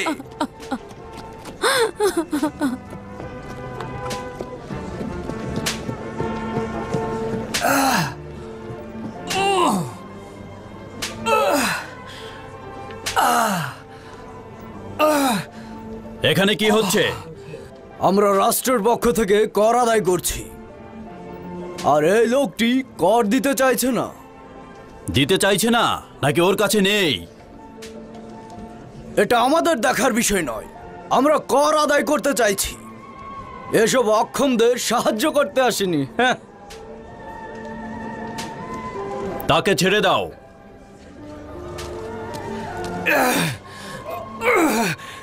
বন্ধ করো।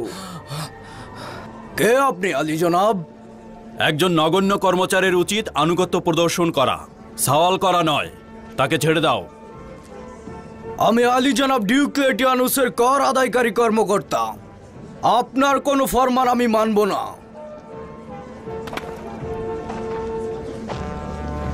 তোমার সঙ্গে আসলে ভিন্ন ভাষায় কথা বলা উচিত। দেখে মনে হচ্ছে আপনি খুব কোমল স্বভাবের লোক আলী জনাব। ভাবতে পারছি না ওই ভাষাটা আপনার জানা আছে।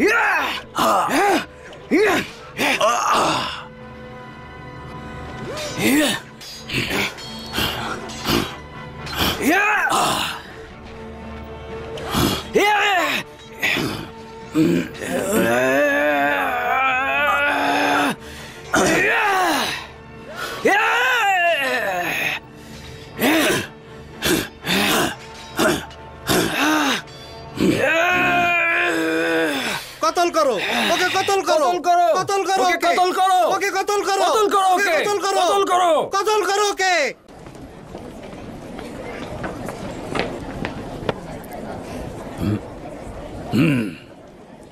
আচ্ছা ঠিক আছে, তোমার সাহায্যকারীদের এখান থেকে নিয়ে যাও।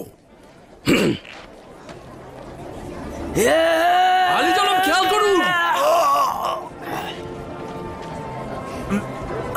আলী জনাব, আলী জনাব, আলী জনাব, খোদা তোমার কাছে পানা চাইছি, তোদের ওপর লানত। তিনি ডিউক ল্যাটিয়ানুসের জামাতা ম্যাক্সিমিলিয়ানুস। চলো তাড়াতাড়ি, চলে আসো, চলে আসো সবাই।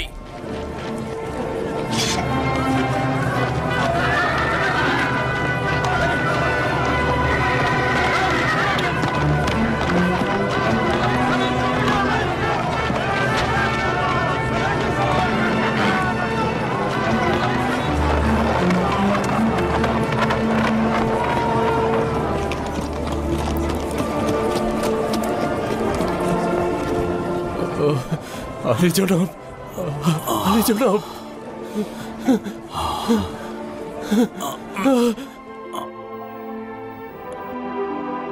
জনাব ম্যাক্সিমিলিয়ানুসের সঙ্গে তাহুদে বিশ্বাসী ও খোদার নূরে আলোকিত এই বৃদ্ধের পরিচয় এখান থেকেই।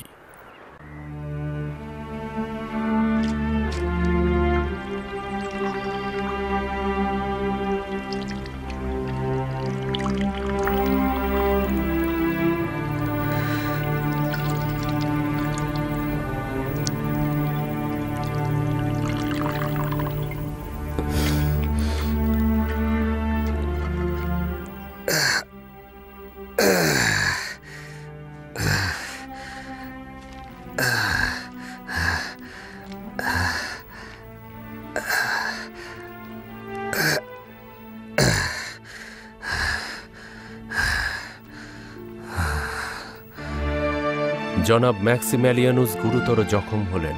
ওই বৃদ্ধ ঘটনার জন্য নিজেকে অপরাধী ভাবলেন। মনে প্রাণে তিনি এর প্রতিদান দিতে চাইলেন। জনাব ম্যাক্সিমিলিয়ানুসকে আহত অবস্থায় ওই বৃদ্ধের বাড়িতে নিয়ে যাওয়া হলো। ওই বৃদ্ধ তার দক্ষতা ও অভিজ্ঞতা দিয়ে তাকে সারিয়ে তুলতে লাগলেন।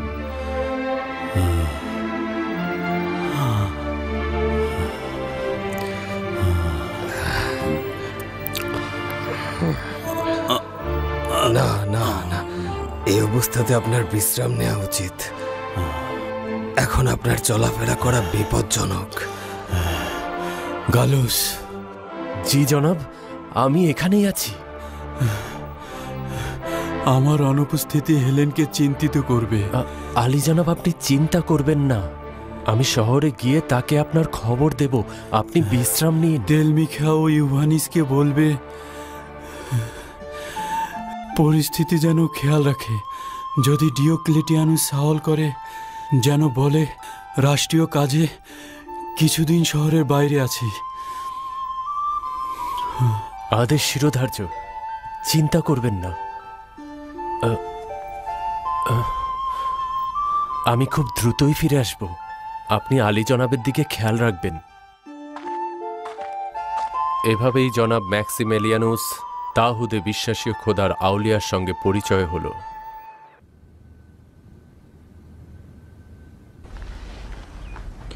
জখমের ওপর খুব ভালোভাবে বাধা হয়েছে। আমাকে ক্ষমা করবেন, আমার পক্ষে এর থেকে বেশি কিছু করা সম্ভব হয়নি। না, অত্যন্ত ভালো চিকিৎসা দিয়েছ। শিখলে কিভাবে? আমার পিতার কাছ থেকে, যদিও তা রোমের চিকিৎসকদের মতো এত উন্নত নয়, তবুও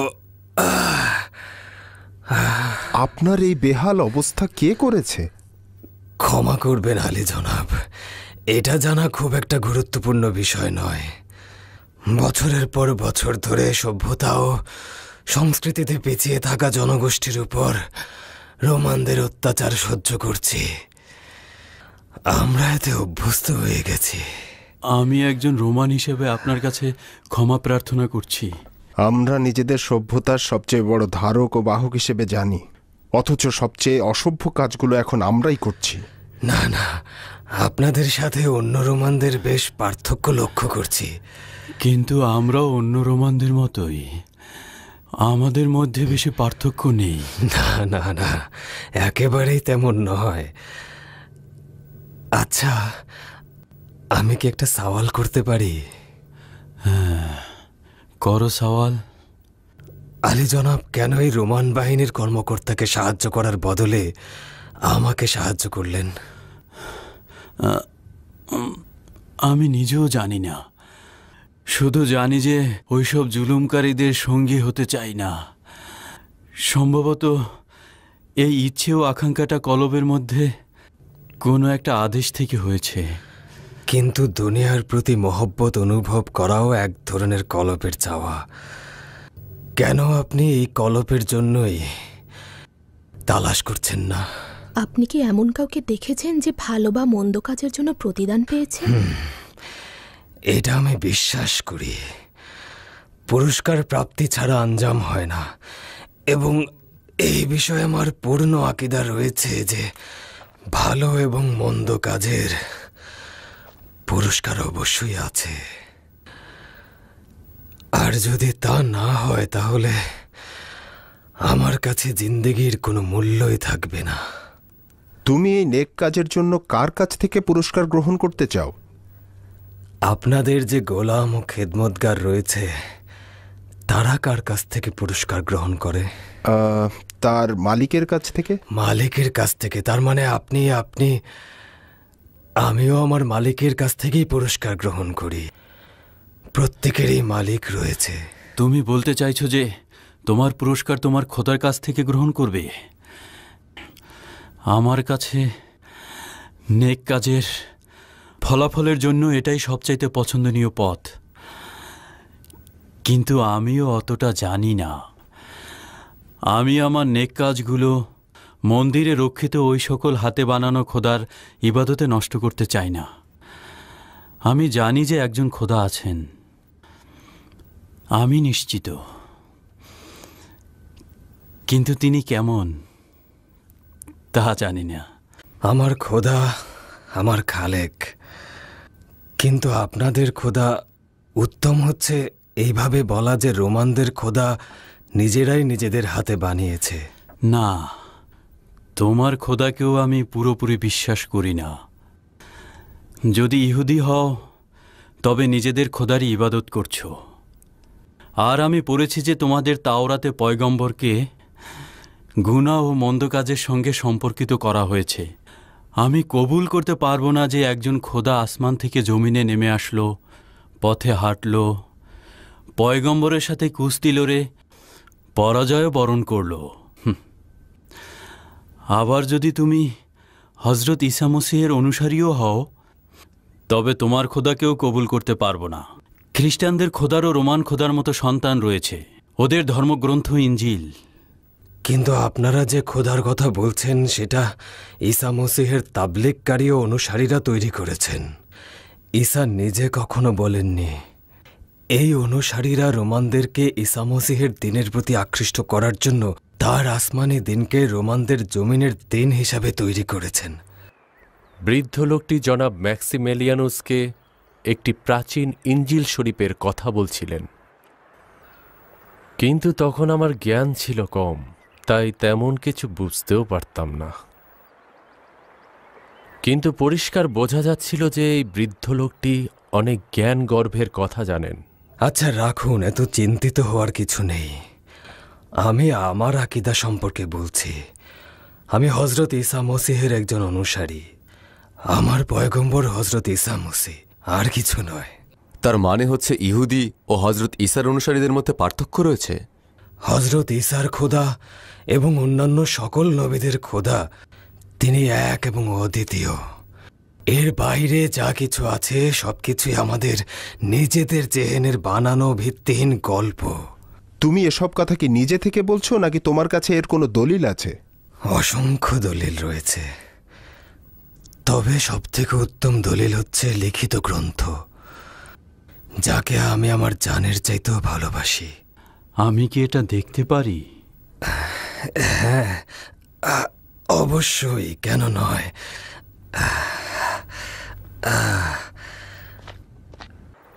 বৃদ্ধ লোকটি পবিত্র ইঞ্জিল শরীফ জনাব ম্যাক্সিম্যালিয়ানুসকে দেখালেন। তিনি সেটি শেষ না করা পর্যন্ত থামলেন না।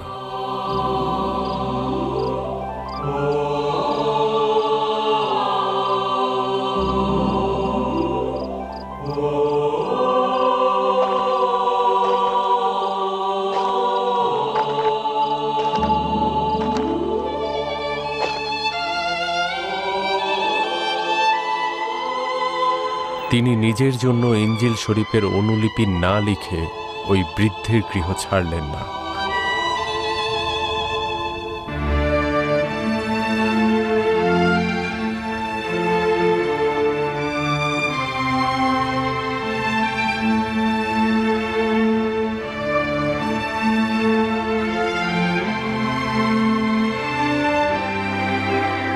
ওই ঘটনা ও পবিত্র গ্রন্থটি জনাব ম্যাক্সিম্যালিয়ানুসকে হজরত ঈসা মসীহের দিনের দিকে ধাবিত করল এবং তার সাথে আমাকেও ওই পথে নিয়ে এলেন।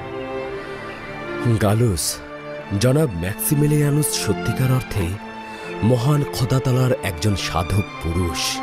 তিনি আমাকে বলতেন, হজরত ঈসা মসীহ যা কিছু বলে গেছেন এবং বর্তমানে তার অনুসারীরা যা বলছেন তার মধ্যে পার্থক্য হল একটি বড় মোটা বৃক্ষের সাথে একটি ছোট চিকন গুল্মলতার যে পার্থক্য। কিছু কিছু ফুল দূর থেকেই অনেক বেশি তার সুগন্ধি বিতরণ করে যায়। আশা করছি রোমানদের সঙ্গে আমাদের সম্পর্ক অটুট থাকবে। আলী জনাব, অনুমতি দিলে ইয়াহুদি গোষ্ঠীর পক্ষ থেকে কিছু উপহার দিতে চাই।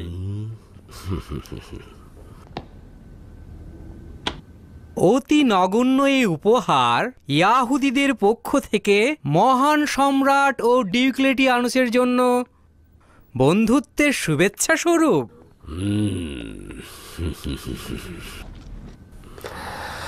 আমি এই মহামূল্যবান হাদিয়াকে বন্ধুত্বের নিদর্শন হিসেবে কবুল করলাম। জেরুজালেমের রোমের খোদা ও ইয়াহুদি গোষ্ঠীর মধ্যে যে সন্ধি হতে চলেছে তাতে আমাদের করণীয় হচ্ছে মহামান্য শাসকের সহযোগিতা করা এবং মহান সম্রাটের আগমনের সময় লাল গালিচা সংবর্ধনায় আমাদেরও অংশগ্রহণ করা।